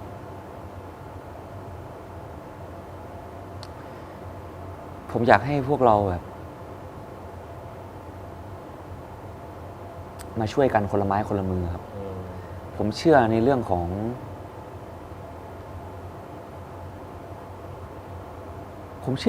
ความคิดต่างนะครับไม่จำเป็นต้องคิดเหมือนกันกับผมพวกเราทุกคนไม่จำเป็นต้องคิดเหมือนกันแต่ผมเชื่อในเรื่องของเจตนาไม่ว่าคุณจะคิดต่างกันยังไงแต่ถ้าเจตนาคุณดีจริงยังไงคุณก็คุยกันรู้เรื่องแต่ถ้าเมื่อไหร่ที่คุณนึกถึงแต่ตัวเองมองถึงแต่พวกพ้องของตัวเองคุณไม่มีวันคุยกันจบหรอกครับแต่สำหรับตัวผมเจตนาของผมคือผมอยากให้ประเทศเราหลุดจาก1 ใน 10ของประเทศที่มีขยะพลาสติกในทะเลมากที่สุดในโลกแล้วผมก็อยากให้พวกเราทุกคนแบบลองคิดใหม่ว่าทำไมเราจะต้องมาลุ้นแค่จากหลุดจาก1 ใน 10ทำไมเราไม่ช่วยกันเปลี่ยนให้เราเป็น1 ใน 10ของประเทศที่มีสิ่งแวดล้อมที่ดีที่สุดในโลกมีอากาศที่ดีที่สุดในโลกช่วยกันสิตอนนี้เรายังมีลมหายใจอยู่ยังไม่ได้เป็นเหมือนพ่อผมวันหนึ่งผมอาจจะเป็นแบบพ่อผมแต่ตอนนี้เรายังทำได้อยู่ทำไมมันจะไม่คุ้มครับแค่ผมยังหายใจอยู่มันก็คุ้มแล้วดังนั้นไม่ต้องมาถามผมเลยว่าผมคุ้มหรือไม่คุ้มครับตอนนี้ผมหายใจอยู่ผมยังมีแรงพอที่จะทำได้ครับเรากลัวการเป็นคนแบบถ้าเรียกภาษาพาไงเรียกว่าติดดีอะครับเราเคยกังวลไหมว่าแบบบางคนจะบอกว่าติดดีก็ยังดีกว่าติดชั่วนะแบบว่าอยากทำความดีอยากทำให้โลกนี้ดีขึ้นอยากทำให้สังคมดีขึ้นแล้วมันจะกลายเป็นแบบว่าแต่พี่รู้แหละเพราะโตโน่บอกว่าโตโน่เข้าใจคนที่คิดต่างเราไม่ได้ไปตัดสินคนอื่นที่แบบโอ๊ยดูเขาไม่ดีเท่าเราหรือรู้ว่าไม่ได้คิดแบบนั้นแต่ว่าเคยกังวลไหมว่าแบบการสร้างภาพคนจะมองภาพลักษณ์เราว่าเป็นคนดีแล้วพอเราทำอะไรผิดพลาดนิดหน่อยคนจะมาโจมตีว่าแบบเฮ้ยไหนคนดีอ่ะไหนทำอย่างนั้นไหนทำอย่างนี้ทำไมแบบที่อย่างนี้ทำแบบนี้เลยอะไรเงี้ยรู้สึกว่าจะใช้ชีวิตยากขึ้นไหมไม่เลยพี่เพราะ1ผมไม่ได้มองว่าผมเป็นคนดีผมก็ไม่ได้คิดว่าผมดีกว่าใครด้วยนะพี่นะการที่แค่ผมมาเดินเก็บขยะหรือว่าการที่ผมว่ายน้ำผมแค่รู้สึกว่าก็เป็นสกปรกก็กูอยากเก็บแค่นั้นป่ะก็อยากให้มันดีขึ้นแล้วถ้าเดี๋ยวนะกูจะดีหรือกูจะไม่ดีแต่ว่าบ้านเรามันดีขึ้นไง แล้วมันไม่ได้หมายความว่าโอ้โหโตโน่เนี่ยว่ายน้ำนะเพื่อช่วยเงินช่วยสัตว์แล้วผมเป็นคนดีกว่าทุกคนไม่ใช่เลยครับทุกคนดีได้ด้วยตัวของตัวเองครับเขาก็ช่วยโลกช่วยสังคมในแนวทางของเขาได้คุณไม่ได้แข็งแรงคุณอาจจะยังไม่ได้แข็งแรงคุณจะไปว่ายน้ำมันก็ยังไม่ไหวคุณยังไม่ได้มีเวลาขนาดนั้นคุณยังต้องมีแฟนมีเมียมีลูกที่คุณต้องดูแลแ แค่คุณดูแล คุณซื่อสัตย์กับเขา คุณดีให้เขามันก็ดีในแบบของคุณแล้ว มันไม่ ก็คือแปลว่าทุกคนทำหน้าที่ของตัวเองให้ดี มันก็ดีพอแล้ว ใช่ครับใช่ครับ ขอให้มาช่วยกันเถอะ อะไรที่ช่วยกันได้จะเล็กจะน้อย ผมว่ามันดีทั้งนั้นนะครับ มันดีทั้งนั้น ดีกว่าไม่ทำอะไรเลยใช่ไหม ใช่ใช่ครับ ให้ผมได้ทำเถอะครับ ครับ แล้วอยากรู้ว่าโตโน่คิดจะมีลูกไหมครับ เมื่อก่อนคิดครับ แต่ว่าตอนนี้ยังไม่คิดเลยครับ เพราะว่าโลกหรืออะไรครับ เหมือนผมยัง ถ้าผมยังไม่บรรลุเป้าหมาย ผมยังไม่อยากเอาลูกมา หรือเอาเมียมาทุกข์ด้วยอะครับ ผมรู้นะ สมมุติพี่ลองนึกดูนะ ถ้าผมมีเมียมีลูกแล้วลูกผมยังเด็ก แล้วผมไปว่ายน้ำแบบเนี้ย จริง ผมอาจจะคิดเรื่องลูกมากขึ้น ใช่จะไม่กล้าเสี่ยงอะไรขนาดนี้แล้ว ใช่ แต่ในเมื่อตอนนี้แม่ผมสบายแล้ว ผมใช้หนี้ให้แม่หมดแล้ว แม่มีอยากได้อะไรแม่ก็มี น้องสาวผมก็โตแล้วผมเสี่ยงได้ครับ แล้วกำลังใจของโตโน่นี่คือมาจากครอบครัวและคนรักเป็นสิ่งสำคัญเลยป่ะเวลาทำอะไรแบบเนี้ย ครอบครัวสำคัญมาก คนรักสำคัญมากครับ ถ้าผมไม่มีคุณแม่ที่แบบแต่แม่ทุกคนรักลูกอยู่แล้วล่ะแต่หมายถึงแบบ ถ้าบ้านผมมันยังไม่แข็งแกร่งครับ ผมคงจะอาจจะไม่มีแรงไปคิดเพื่อคนอื่นครับ ถ้าคนที่ผมรักเขาไม่เข้าใจผมทำไมไม่เอาเวลาไปกินข้าวกับเขาพาเขาไปเที่ยวสิต่างประเทศพาเขาไปดูหนังสิทำไมคุณว่ายน้ำเลยของมึงไปฝึกอะไร7-8 เดือนแล้วตัวมึงก็ดำมึงต้องขึ้นคอนเสิร์ตผู้จัดการก็ด่ามึงไม่กลัวแก่เร็วเหรอครับผมคิดว่าเป็นเพราะว่าคนรอบข้างผมครอบครัวผมเข้าใจผมครับ แล้วก็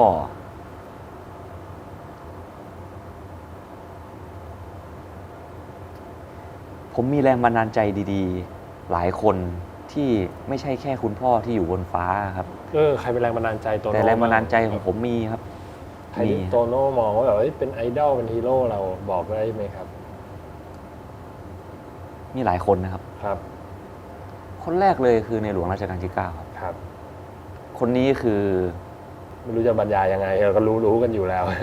ผมนะอาจจะไม่รู้จริงด้วยซ้ำไม่รู้จริงหรอกว่าแบบโหในยุคนั้นเนี่ยตอนที่อีสานเนี่ยแบบแล้งเนี่ยมันเป็นยังไงผมอาจจะไม่ทันแต่แค่ผมได้เห็นในสิ่งที่พระองค์ทรงสอนและพระองค์ทรงทำแล้วยิ่งผมโตแล้วพอผมเป็นคนเริ่มทำเองผมยิ่งเข้าใจว่าแบกรับหลายอย่างเหมือนกันอันนี้ก็เป็นแรงบันดาลใจครับไม่ใช่ครับพี่ตูนก็เป็นพี่ชายที่ผมรักนะครับ ผมกับพี่เขาคุยกันน้อยมากพี่เขาก็เป็นคนพูดเบาพูดน้อย ผมเองก็เป็นคนขี้เกรงใจเจอกันแต่ละทีก็คุยกันไม่กี่คำแต่ผมรู้ว่าผมคิดว่าผมเข้าใจเขาครับ แล้วผมก็รู้ด้วยว่าเขาก็รักผมพี่อุ๋ยครับผมอย่างที่บอกครับพี่สำหรับผมแล้วอ่ะเรื่องของชื่อเสียงเรื่องของเงินเรื่องของอะไรมันไม่ได้วัดค่าอะไรของคนเลยแล้วการที่ผมแบบผมดูพี่ตั้งแต่ตอนธรรมกายอันนี้ผมไม่ได้มองว่าอะไรนะไม่ได้มองแบบอะไรผิดอะไรถูกครับแต่ที่พี่บอกว่าพี่ดูทัศนคติผมดูทัศนคติของพี่เหมือนกันแล้วผมรู้สึกว่านี่เป็นคนหนึ่งที่เราฟังแล้วเราได้คิดนะครับพี่เป็นรุ่นพี่ที่พี่ไม่รู้จักกับผมอะไรมาก่อนเลยแต่ผมโทรไปบอกพี่อุ๋ยครับผมอยากทำเพลงครับโตโน่ใช้เงินโตโน่เองหรือเปล่าครับใช่ครับพี่ไปแล้วก็ไม่คุยเรื่องเงินกับผมอีกไปถ่าย MV ให้ผมก็ไม่ยอมเอาเงินผมแล้วก็นอนรอว่าเมื่อไหร่จะถ่ายทำตัวแบบโคตรสบายแล้วผมมีความรู้สึกว่า พี่เป็นหนึ่งคนที่เหมือนเพื่อนผมอะที่มึงกับกูไม่ต้องมาพูดอะไรเยอะเลย มึงไม่ต้องแบบ มึงไม่ต้องเอาอกเอาใจอะไรกันเลยนะมึงสบายเลย แต่เมื่อไหร่ที่มึงต้องการกูมึงบอก ครับคิดงี้จริง ครับ และเหมือนที่พี่ส่งมาบอกผมโตโน่ผมทำรายการไปครับพี่ ๆครับ ขอบคุณมากครับ ผมไม่ ผม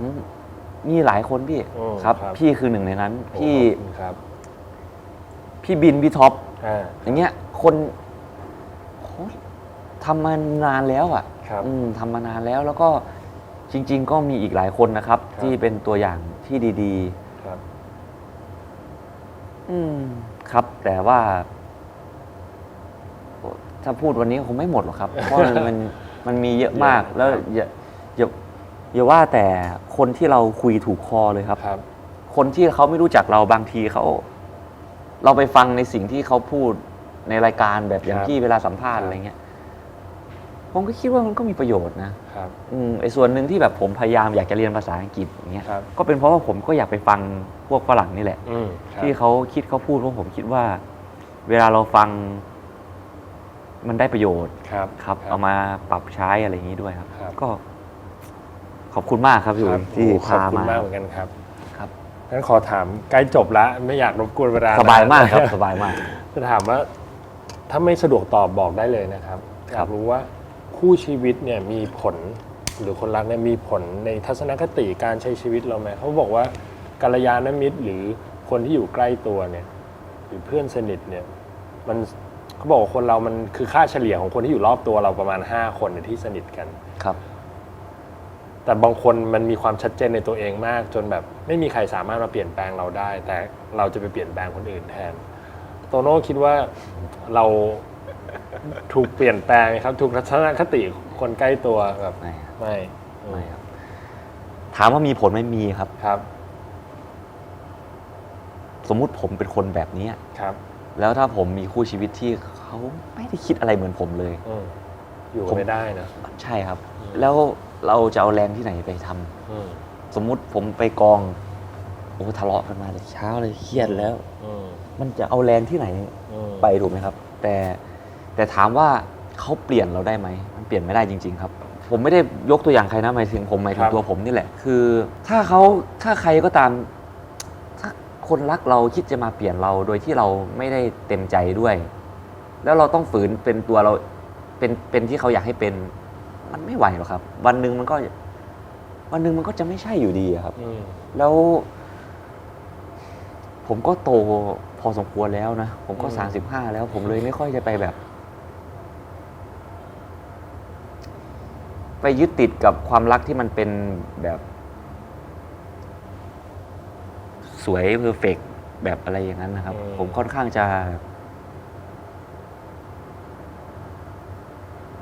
ผมไปเห็นคุณค่าทางด้านอื่นแล้วอะพี่อุ๋ย เอาง่ายๆนะอย่าง ก็คือต้องเข้าใจกันนะให้ความเข้าใจมาเป็นอันดับหนึ่งเลยป่ะในความสัมพันธ์ ใช่ครับ ใช่ครับ เพราะถ้าไม่เข้าใจกัน ผมว่าผม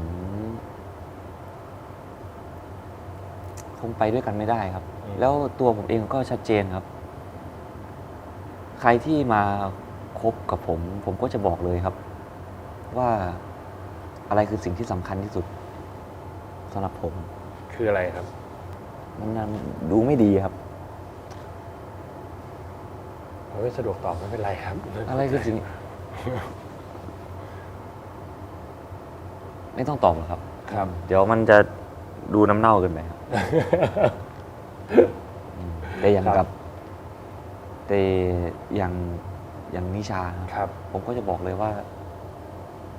ตอนนี้ชีวิตของเรามันไม่ใช่ของเราแล้วนะ ชีวิตของเรามองว่ามันเป็นของส่วนรวม เราอยากจะทำเพื่อส่วนรวมจนกว่าเราจะทำไม่ไหว ครับ ดังนั้นถ้าเกิดว่าอะไรที่เป็น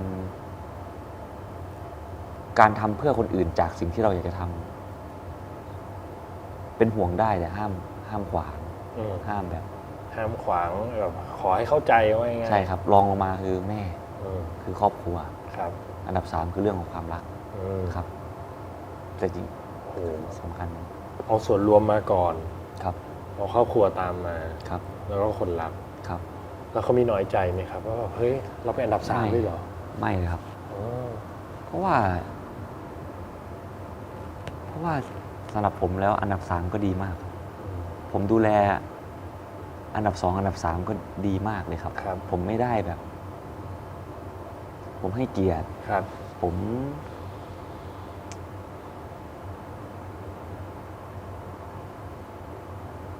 แล้วเขาก็พิเศษกว่านั้นครับ ครับ เขาไม่ได้เป็นผู้หญิงที่ยึดติดแค่เรื่องของตัวเลขพวกนี้ ครับ เขาดูที่การกระทำ อืม ผมก็เลยไม่ค่อยจะซีเรียสในเรื่องของแบบว่าจะต้องพูดยังไง ครับ ตั้งแต่เด็กจนโต ผมเคยพูดมาหมดแล้วครับคำหวานๆนะครับ แต่สุดท้ายแล้วมันอยู่ที่การกระทำครับ ดังนั้นผมเลยไม่ได้จะค่อยมีคำหวานๆให้เขา ผมขอใช้เป็นการกระทำแทน ให้เขาเห็นแทนดีกว่าอะไรอย่างเงี้ย ครับ พี่ว่าเนี่ยพูดตรงๆเลยว่า สิ่งที่โตโน่ตอบมา มันต้องมีคนคิดว่าแบบ ถ้าคิดเรื่องส่วนรวมทำไมไม่ทำอย่างนั้น1 2 3 4อะไรเงี้ย ซึ่ง ครับ ผมก็บอกได้เลยว่า การจะคิดถึงส่วนรวม พูดกันมาตั้งเยอะแล้วคนเรามีวิธีแตกต่างกันเนาะแล้วเราก็เลือกวิธีที่เราสบายใจ ถ้าคุณจะมีวิธีทำเพื่อส่วนรวมแบบของคุณนั่นเป็นเรื่องของคุณ ใช่ แล้ว มีวิธีทำเรื่องส่วนรวม ผมก็ให้เกียรติคุณด้วยนะ อืม ผมให้เกียรติพวกเราทุกคนเลยกับสิ่งที่พวกคุณคิดว่าอะไรคือสิ่งที่ดีที่สุด ครับ กับส่วนรวม ครับ ครับ ผม แต่ละคนมีวิธีแตกต่างกัน ใช่ครับใช่ครับ บางคนเลือกแค่ดูแลคนในครอบครัวทำหน้าที่พลเมืองและหน้าที่ของคนในครอบครัวถูกต้องอันนั้นมันก็เป็นหน้าที่ของมันก็เป็นเพื่อส่วนรวมได้ แต่พี่อย่าเอาออกเลยครับ อันที่ว่า ครับ ผมว่าเอาส่วนรวมไว้อันดับแรกครับ ครับ มันดูหล่อเกินไปครับ อ๋อไม่หรอก มันก็ ให้ผมทำดีกว่าครับเดี๋ยวผมทำเองครับอืม ไม่เป็นไรหรอกพี่ว่าเอาออกได้ เพราะสุดท้ายคนเราก็มองที่การกระทำอย่างที่โตโน่บอก พูดสวยหรูใครก็พูดได้ถูกปะ ครับ แบบมีเห็นคนพูดสวยหรูในทั้งโซเชียลมีเดียทั้งสื่อหลักๆ เยอะแยะละ โอ้คำคมมีทุกวันเลย ใช่ พี่ ใช่ใช่สุดท้ายคนมันก็มา คำคมมีทุกวันเลย ใช่สุดท้ายคนเขาก็ดูที่การกระทำเหมือนพี่ทำรายการอย่างเงี้ย ถ้าพี่พูดอะไรดีๆออกไป หรือเขาพูดดีจังเลยคิดดีจังเลย แต่สุดท้ายถ้าคนเขาเห็นนิสัยสันดานเราพฤติกรรมเราที่มันตรงข้ามกับคำที่เราพูด มันก็ชัดเจนที่สุดแล้วอะ คือพี่อุ๋ยลองนึกดูนะ อันนี้ผมอาจจะอยากนอกแบบ ครับ พอดีพูดมาแล้วผมรู้สึก ไอ้ที่แบบ เราอยากให้สังคมดีขึ้นใช่ไหมครับ เราอยากให้โลกมันดีขึ้น แต่พี่ลองสังเกตดีๆว่าทุกวันเนี้ยที่ผมชอบเน้นเรื่องว่าเฮ้ยผมไม่ได้ให้ความสำคัญกับตัวเลขนะเป็นเพราะพวกเราเนี่ยให้ความสำคัญกับตัวเลขเกินไปไหมที่ผ่านมามันเลยเป็นแบบ จะทำยังไงให้เรตติ้งดีเรตติ้งแรง อืม จั่วหัวให้มันหนัก อืม สัมภาษณ์แรงๆเพื่อตัวเลข อืม เพื่อยอด Subscribe อืม เพื่อยอด follower ครับ เพื่อยอดวิว ครับ สิ่งที่เราคุยกันเนี่ยมันแทบไม่มี เลย อย่างที่บอกมาเลย บอกแล้วที่นี่ไม่คุยเรื่องดราม่าแบบว่าแต่ ผมก็เลยคิดอยู่เนี่ยว่ามันจะมีคนมาดู ซึ่งถ้าพี่คิดถึงแต่ยอดวิวอย่างนั้นอย่างเดียวอ่ะพี่คงถามแต่เรื่องความรักถามแต่อะไรอย่างนั้นไปแล้วล่ะพี่ก็ไม่ได้อยากจะถามเรื่องอย่างนั้นไง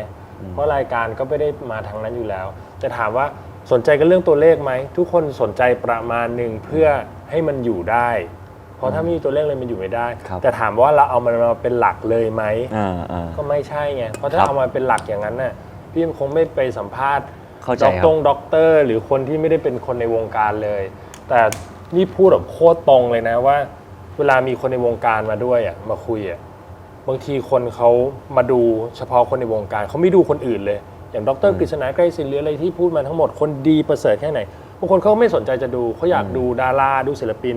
แต่พี่เจอหลายคนเลย ที่พอเขาดูดาราแล้ว พอเขาเห็นว่าเฮ้ยมีความคิดดีว่าเฮ้ยน่าสนใจ แล้วเขากดไปดูแขกคนอื่นต่อที่ไม่ใช่ดารา ครับ อันเนี้ยมันมีประโยชน์ทั้งคู่ อืม แล้วดาราที่พี่เชิญมาเนี่ยอย่างที่บอกพี่เลือกคนที่พี่คิดว่ามีทัศนคติที่ดี แล้วประสบการณ์ชีวิตเขาให้ประโยชน์อะไรกับคนดูได้ อันเนี้ยเราเลยเอาไม่ออก ไม่งั้นเราก็คงเลือกแต่พวกอินฟลูเอนเซอร์ที่ยอด Subscribe สูงๆ ยอดวิวเยอะๆ เอาตลกเอาแรงๆ เอาแพลงเอาแกล้งกัน เราคงไปทำแบบนั้นแล้วล่ะแต่ไม่ใช่เราไม่อยากทำนะ เราไม่มีปัญญาทำเราทำไม่ได้ เพราะมันไม่ใช่เราพูดตรงๆเลยว่าเราทำไม่ได้มันไม่ใช่เรา เราทำแล้วเราต้องสนุกด้วย ใช่ใช่แล้วเรามีความสุขที่เราจะทำแบบนี้มากกว่า หวังว่าจะเป็นเทปที่ ให้อะไรได้บ้างนะครับ ได้พี่ว่าแต่ละคนเนี่ยมันก็มีมุมมองชีวิตมีประสบการณ์ชีวิตที่มันไม่เหมือนกันน่ะแล้วเวลาเราดูชีวิตคนอื่นน่ะเราก็ได้ข้อคิดได้อะไรนะหลายๆอย่างอย่างของโตโน่เนี่ยชีวิตหลายคนจะพูดว่าเวลาคนผ่านชีวิตลำบากมาพูดตอนผ่านไปแล้วอะแม่งจะพูดอะไรก็พูดได้แบบมันลำบากอย่างนั้นมันลำบากอย่างนี้ก็ใช่ไงเราก็เคยลำบากมาก่อน แต่ถามว่าในเวลานั้นมันเรียนรู้อะไรไหมในเวลาที่เกิดขึ้นเนี่ยมันเรียนรู้ไม่ได้หรอกตอนกำลังลำบากอยู่ตอนกำลังล้วงอ้วกอยู่ในโถฉี่มันถามว่ามันได้เรียนรู้ไหมมันไม่ได้หรอกพี่เชื่อแต่เวลาผ่านไปแล้วมองย้อนกลับไปอ่ะ ครับ มันตกผลึกเนอะมันแบบว่าชีวิตเราผ่านอะไรมาบ้างแล้วก็มันได้ข้อคิดอะไรเหตุการณ์นั้นมันมาสอนอะไรเราได้บ้าง ถามว่าตอนกำลังล้วงอ้วกหรือตอนกำลังนั่งร้องไห้ที่คุณพ่อเสีย มันเกิดปิ๊งหรือแบบได้เรียนรู้อะไรเลยไหมมันคงยังไม่ได้ทันทีอะ ครับ แต่พอมันผ่านไปแล้ว มองย้อนกลับไป มันถึงจะเป็นบทเรียนชีวิตใช่ป่ะ ก็อย่างสมมุติอย่างโควิดอย่างเงี้ยครับ ครับ สำหรับ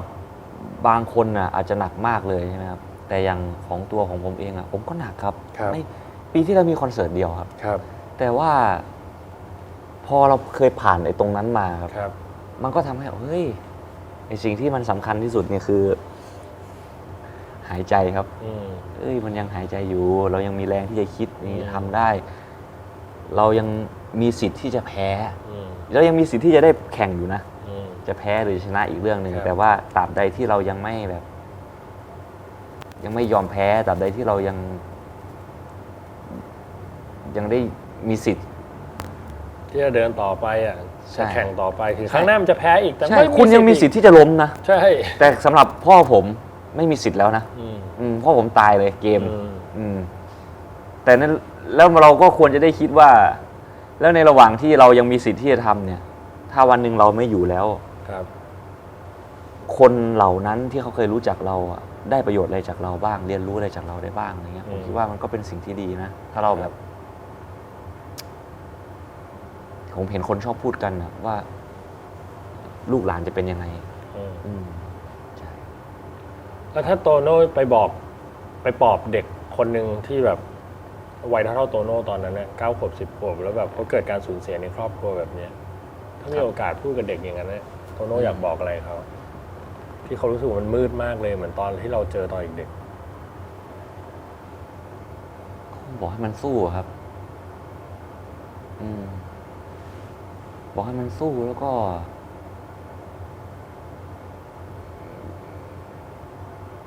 อย่ายอมแพ้เป็นคำตอบง่ายๆนะ แต่ชีวิตผมมัน คงจะบอกมันว่าเฮ้ยมึงจะต้องแพ้อีกหลายทีเลยล่ะมึงจะต้องเสียใจอีกหลายทีเลย แต่ว่า มึงยังโชคดีที่มึงได้สิทธิ์นั้นนะมึงยังมีสิทธิ์ที่ยังได้แข่งอยู่ มึงยังมีสิทธิ์ที่จะได้แพ้อยู่แล้วถ้าวันหนึ่งชนะ ก็จะรู้ว่าไอ้เวลาแพ้เนี่ยมันมีคุณค่ามันมาทำให้ตอนชนะมึงมีความสุขมากขึ้นกว่าอีกหลายเท่าเลยปะ ใช่แต่ผม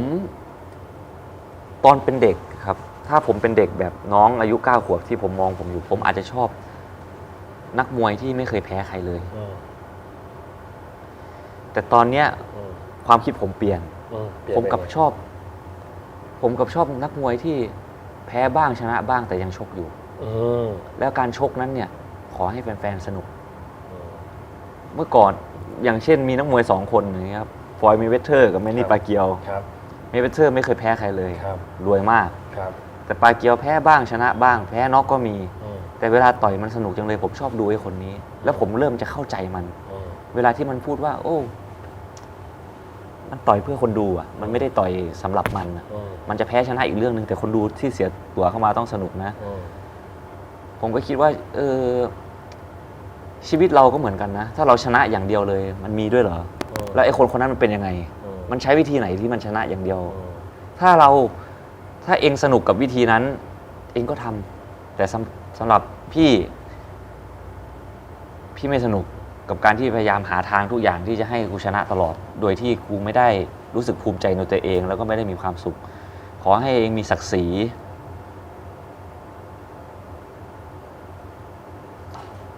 แล้วก็เวลาที่รักหรือว่ามีเป้าหมายอะไรพยายามทำให้มันเต็มที่ครับทำให้มันสุดตัว แพ้ก็คือแพ้ ผิดก็บอกว่าผิด อยากบอกถ้ามีน้องที่เขาเป็นอย่างนั้นก็อยากจะบอกเขาอย่างนั้น ใช่ครับใช่ ไม่ต้องไปโทษแบบ ไม่เคยโทษเพื่อนเลยว่าเอ้ยทำไมเกเรเพราะไปคบเพื่อนเพราะอะไรไม่เคยเลย เราจะไปคบใคร มันก็เราเป็นคนเลือกเอง ใช่สิ่งรอบข้างเนี่ย มันมีผลกับชีวิตเราแหละ ถ้าเกิดว่าเราเห็นแต่สิ่งที่มันไม่ดี แต่ว่าถ้าในช่วงเวลาที่มันมืดมนจริงๆอ่ะมันก็เป็นตัวเราเองอีกนั่นแหละที่จะต้องเลือกว่าเราจะมืดตามไหมหรือเราจะพยายามออกมาเพื่อหาสิ่งใหม่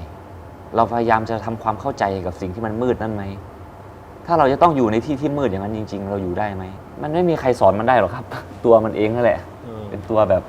ที่เขาจะต้องไปเผชิญด้วยตัวเองแล้วเขาจะเรียนรู้จากประสบการณ์ตรงนะใช่ครับแต่อย่างที่ผมบอกผมโชคดีไงผมโชคดีที่ผมไม่ได้มองว่าการเล่นยามันดูเท่ดูเก๋าผมไม่ได้ผมดันไปชอบอย่างอื่นผมชอบในเรื่องของน้ำใจของเพื่อนช่วงอะไรไม่ได้เกี่ยวกับว่ามึงจะต้องเป็นเพื่อนกันมึงกับกูต้องกินเหล้ากันเท่านั้นอะไรเงี้ยกูกับมึงก็กินเหล้ากันได้แต่ว่ามันไม่ได้เกี่ยวนะกูอยากกินเพราะกูอยากสนุกกับมึงเฉยแต่มันไม่ได้หมายความว่ามึงกับกูจะรักกันมากขึ้นด้วยสิ่งเหล่านั้นด้วยยาขอลองบ้างก็ไม่ใช่มันอยู่ที่เราครับผมว่ามันอยู่ที่เราอยู่ที่จิตใจของเราครับว่าเราสู้ขนาดไหนเราสู้เพื่ออะไรอยู่อยากรู้ว่าทุกวันนี้ถ้ายังมีความทุกข์อยู่ส่วนใหญ่ทุกเรื่องอะไรกังวลเรื่องอะไรทุกเรื่องอะไรของพี่ส่วนใหญ่จะกังวลอนาคตอะไรเงี้ยกังวลว่ามันเป็นอย่างนั้นมันเป็นอย่างนี้อะไรเงี้ยกังวลผมก็คิดทำไมอนาคตผมจะมีก็มันก็คิดแต่มันไม่ได้ทุกข์คือส่วนใหญ่ทุกข์หนักๆเรื่องอะไรในชีวิตเรื่องความสัมพันธ์เป็นคนให้ความสัมพันธ์สำคัญกับเรื่องอะไรมากที่สุดตอนนี้มันไม่ทุกข์พี่เพราะผมมันกลับมามีครบอ่ะคือหมายถึงว่าแบบพอแม่ผมมาอยู่กับผมมีความสุขมากที่แบบผมเห็นแม่กับน้องมาอยู่บ้านเดียวกันเห็นทำรถใหม่แล้วแบบพาแม่ไปนั่งนะใช่ป่ะใช่ผมก็มีความสุขแล้วแต่ถามว่าอนาคตผมมีแบบกังวลไหมมันก็มีว่าเงินที่เราหาไว้มันจะแต่ก็รู้สึกว่ามันพออ่ะถ้ามันไม่แบบถ้าผมไม่ไปเล่นการพนันผมไม่ไปติดผู้หญิงแล้วผมแบบพี่นึกออกไหมมันน่าจะแหมแม่ถ้าจะพูดกันแม่ถ้าจะให้กังวลเมื่อก่อนเราได้ทั้งบ้านนะได้เดือนละ 8,000 บาทต้องมาคอยคิดว่าเดือนนี้ค่าไฟ 3,000 อย่างเงี้ยพี่ 2,000 อย่างเงี้ยแล้วเหลืออยู่ไม่กี่บาทจะอยู่กันยังไงเรายังอยู่กันมาได้เลยแล้วนับภาษาอะไรกับทุกวันนี้ที่โอเคเราใช้หนี้หมดแล้วมันอาจจะไม่ได้รวยเหมือนกับช่วงนี้ที่ทำงานได้เยอะๆแต่ถ้าลองคิดดูให้ดีความสุขของผมตอนที่ผมแบบนั่งกินปลากระป๋องราดข้าวกันกับเพื่อนผมในหอพักกับตอนผมนั่งกินสเต็กเผลอๆตอนนั้นมีความสุขมากกว่าอีกนะดังนั้นมันเลยไม่ได้แบบกังวลเรื่องแบบจะอยู่ยังไงเท่าไหร่ครับกังวลมากกว่าว่าไอสิ่งที่ทำอยู่เนี่ยจะพอช่วยอะไรเขาได้บ้างจริงๆไหมก็คิดช่วยเขาหมายถึงช่วยแม่หรือช่วยคนในสังคมช่วยคนในสังคมไปหาล่าสุดไปกินกาแฟมั้งมีผู้หญิงมาขอถ่ายรูปแนะนำตัวว่าเป็นชื่ออาจารย์ชัญญาเป็นหมอดูไพ่ยิปซีผมก็ถ่ายรูปกับเขาแล้วเขาบอกว่าสนใจดูดวงไหมก็เลยดูเล่นๆก็ยังเอาคำถามนี้ไปถามเลยว่าเราจะสามารถทำอะไรที่มันดีๆได้ไหมครับเขาดูไพ่มาเป็นเราถือดอกไม้แล้วก็ทุกคนหันหลังให้หมดคือไม่มีงานสนับสนุนไม่มีใครสนับสนุน ผมก็ยังหัวเราะกับผู้จัดการว่ามันก็เป็นอย่างนั้นนะคือหมายถึงว่าแต่เราก็ยังทำเลยคือขอทำดีกว่าพี่ก็ยังไม่ได้กังวลอะไรมันจะไปผมคงจะไปกังวลจริงๆคือตอนที่แบบผมไม่รู้ยังไม่ถึงตอนนั้นอยากรู้อีกอันหนึ่ง ตอนกำลังจ้วงอยู่ในน้ำเนี่ย ครับ กำลังว่ายอยู่เลยคิดว่าคิดว่าคิดอะไรอยู่คิดว่าแม่งจะถึงไหม่วะหรือแบบเฮ้ยหรือว่าแม่งต้องถึงต้องไปให้ถึงหรือว่าอยู่กับการจ้วงไปเรื่อยๆทีละสโตรกคิดอะไรอยู่ตอนจ้วงอยู่ ถ้าตอนที่ผมถ้ามันยาวนาน ผมจะนับเลข 1 2 3 4 ไปจนเป็นพันผมจะนับไปเรื่อยๆแต่ถ้าตอนที่ผมกลัว ผมจะพุทโธพุทโธ กลัวอะไร กลัวแมงกะพรุนกลัวปลาหรือกลัวจมน้ำกลัวไม่ไหว มันมีหลายอย่างครับเวลาคลื่นมันมาแรงๆครับมันว่ายไม่ไปเรือมันมีวันที่พายุเข้าเรือก็จะล่มครับไอเรือแสงพระอาทิตย์อะครับทีมงานอ้วกอะไรเงี้ยแล้วแบบเรามองไม่เห็นฝั่งเราต้องตีปกติเราว่ายอย่างนี้ใช่ไหมครับ วันนั้นเราต้องว่ายอย่างเงี้ยเพื่อขึ้นมามองให้มันไปให้ตรงอะไรอย่างเงี้ยครับไม่งั้นมันเฉออกนอกทางง่ายเลยใช่ครับหรือในตอนที่ฝึกบางทีผมฝึกตอนแบบ ทั้งรุ่งเช้าแล้วก็หัวค่ำครับ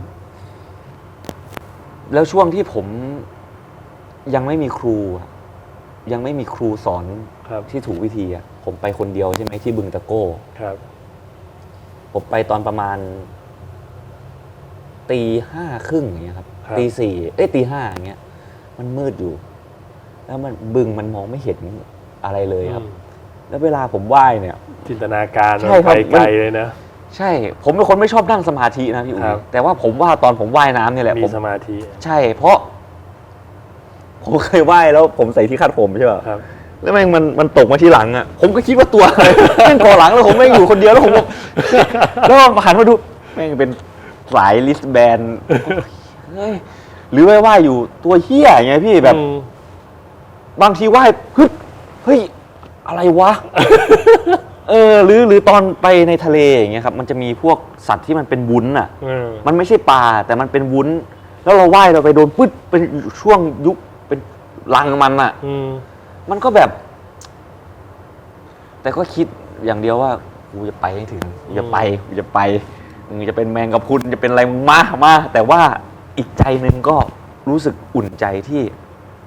ตอนนั้นน่ะมีความไม่ใช่ตอนนั้นตอนนี้ด้วยผมมีความเชื่อว่าทะเลต้องรักผ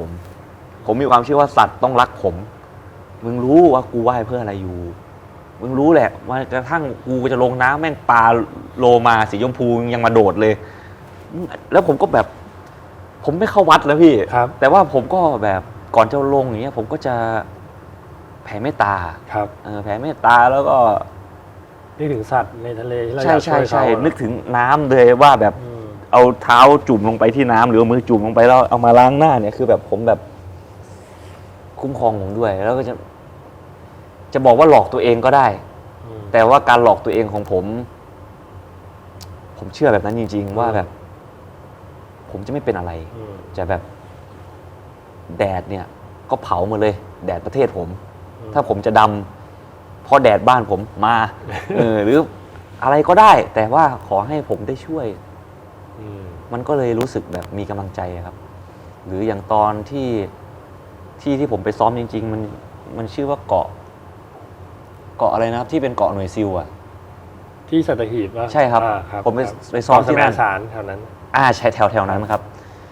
หน่วยซิลเนี่ยต้องว่ายรอบเกาะนั้นตัวเปล่า1 รอบในมันจะมีในหลักสูตรครับผมว่ายกัน 4-5 รอบแล้วผมเพิ่งรู้ว่าตรงนั้นน่ะเป็นที่เขาโรยกระดูกเวลาโรยอัฐิเขามาโรยอัฐิ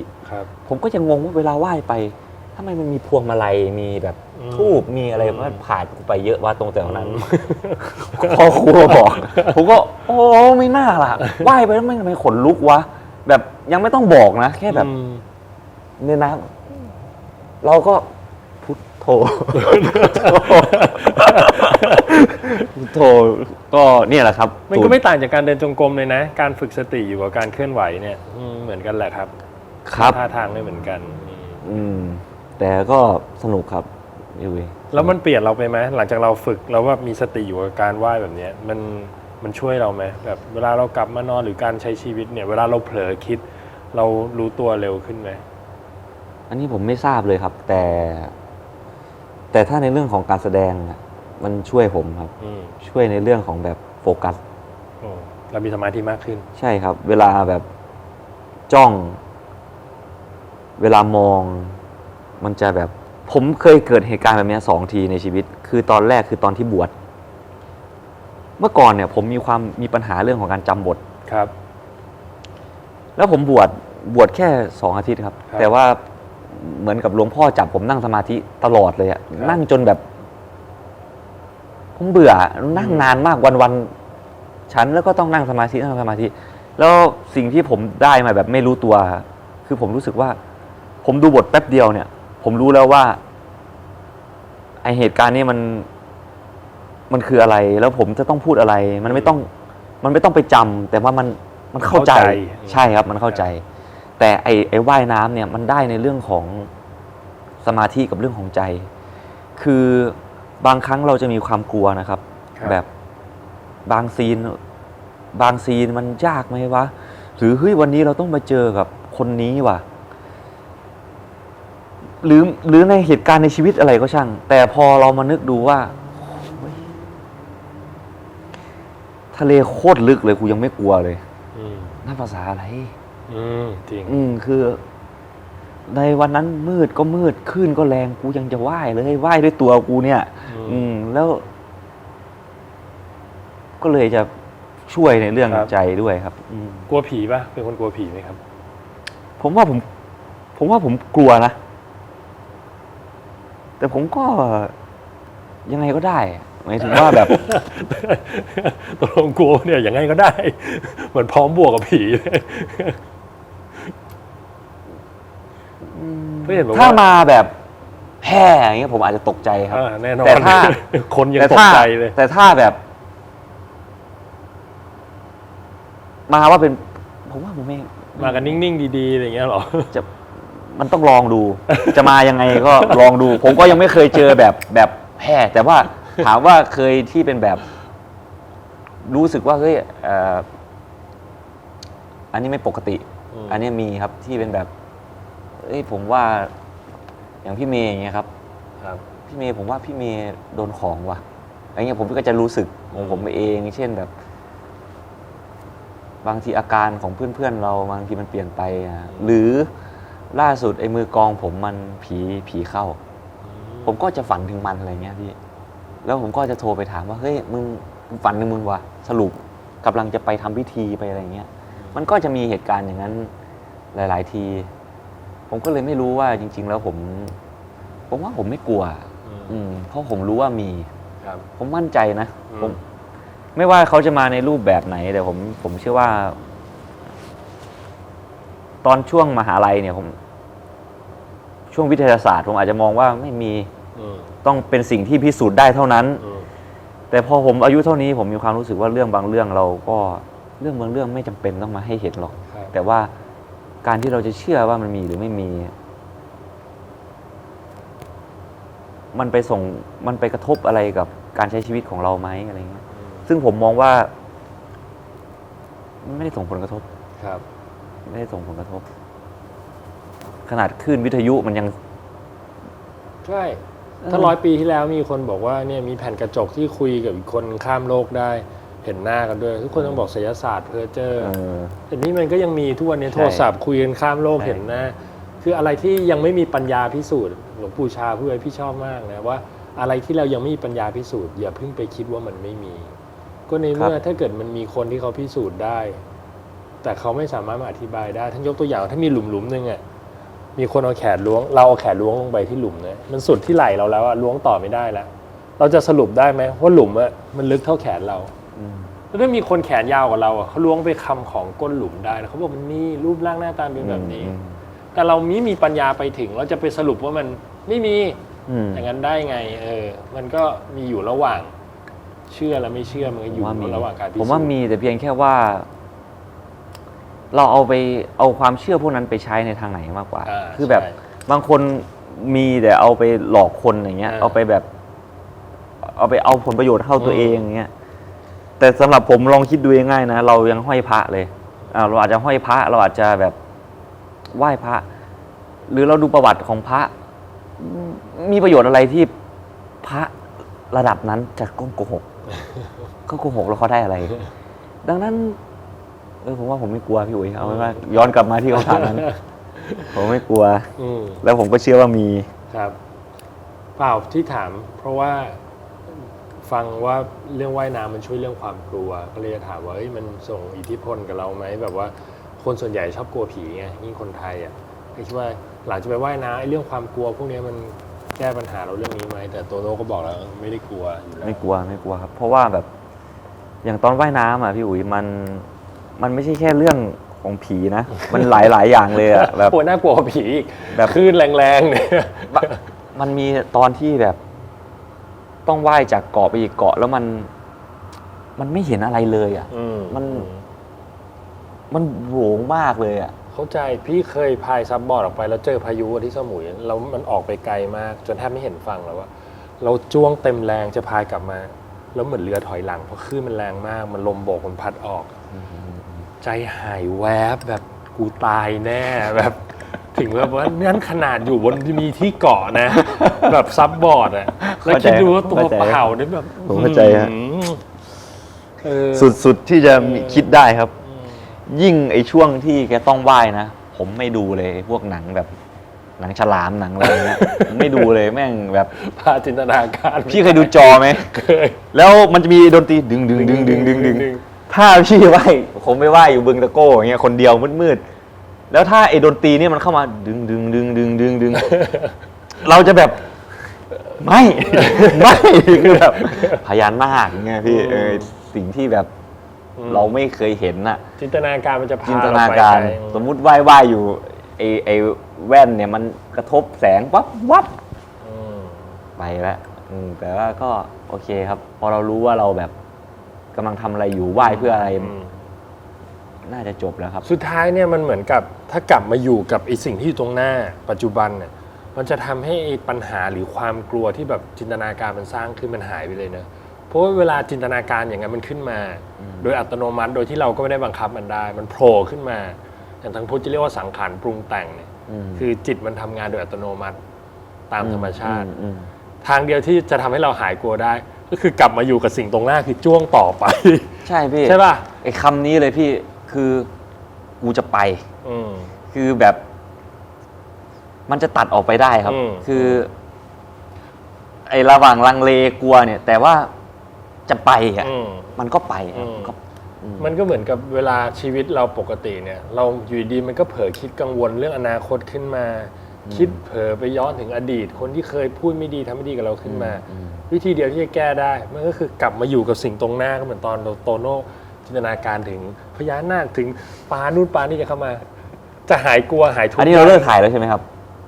อ๋อก็กดถ่ายอยู่ใช่ครับใช่ยาวนานมากแค่นั้นแหละครับแต่มันก็การจะแก้ปัญหาได้เรื่องจิตใจเรื่องความทุกข์มันก็คือการกลับมาอยู่ปัจจุบันนะเนาะผมมีเพื่อนคนหนึ่งผมว่าถ้าพี่อุ๋ยได้คุยกับเขานะยาวเป็นมือกีตาร์ซันมันจะแบบนี้เลยคือแบบมันจะมีวิธีคิดแล้วก็มีเชิงธรรมะมีรู้อะไรหลายอย่างที่แบบที่ผมไม่รู้แล้วเขาก็จะเป็นเพื่อนที่มีประโยชน์ด้วยคือแบบจะพูดให้ผมได้คิดก็มีอะไรครับขอบคุณมากครับพอละให้น้องไปกินข้าวกันดีกว่าไปกินข้าวกันไหมพี่ครับก็ฝากกดไลค์กด Subscribe กดแชร์ด้วยนะครับเอาง่ายๆกันแบบนี้เลยครับขอบคุณโตโน่มากครับครับดีครับขอบคุณครับตัดเหนื่อยเลยนะครับ ขอขอบคุณร้านซีซั่นสาขาเอกมัยสำหรับสถานที่สวยๆครับดูจบแล้วอย่าลืมกด Subscribe กดติดตามกดกระดิ่งให้ด้วยนะครับเพื่อที่จะได้ไม่พลาดคลิปใหม่ๆที่ผมจะลงทุกสัปดาห์นะครับยังไงก็ฝากเป็นกำลังใจกด Subscribe ด้วยนะครับจะได้มีแรงทำต่อไปครับขอบคุณครับกดเลยครับกดเลยครับกลมๆตรงนี้นะครับกดเลยครับ Subscribe เลยครับ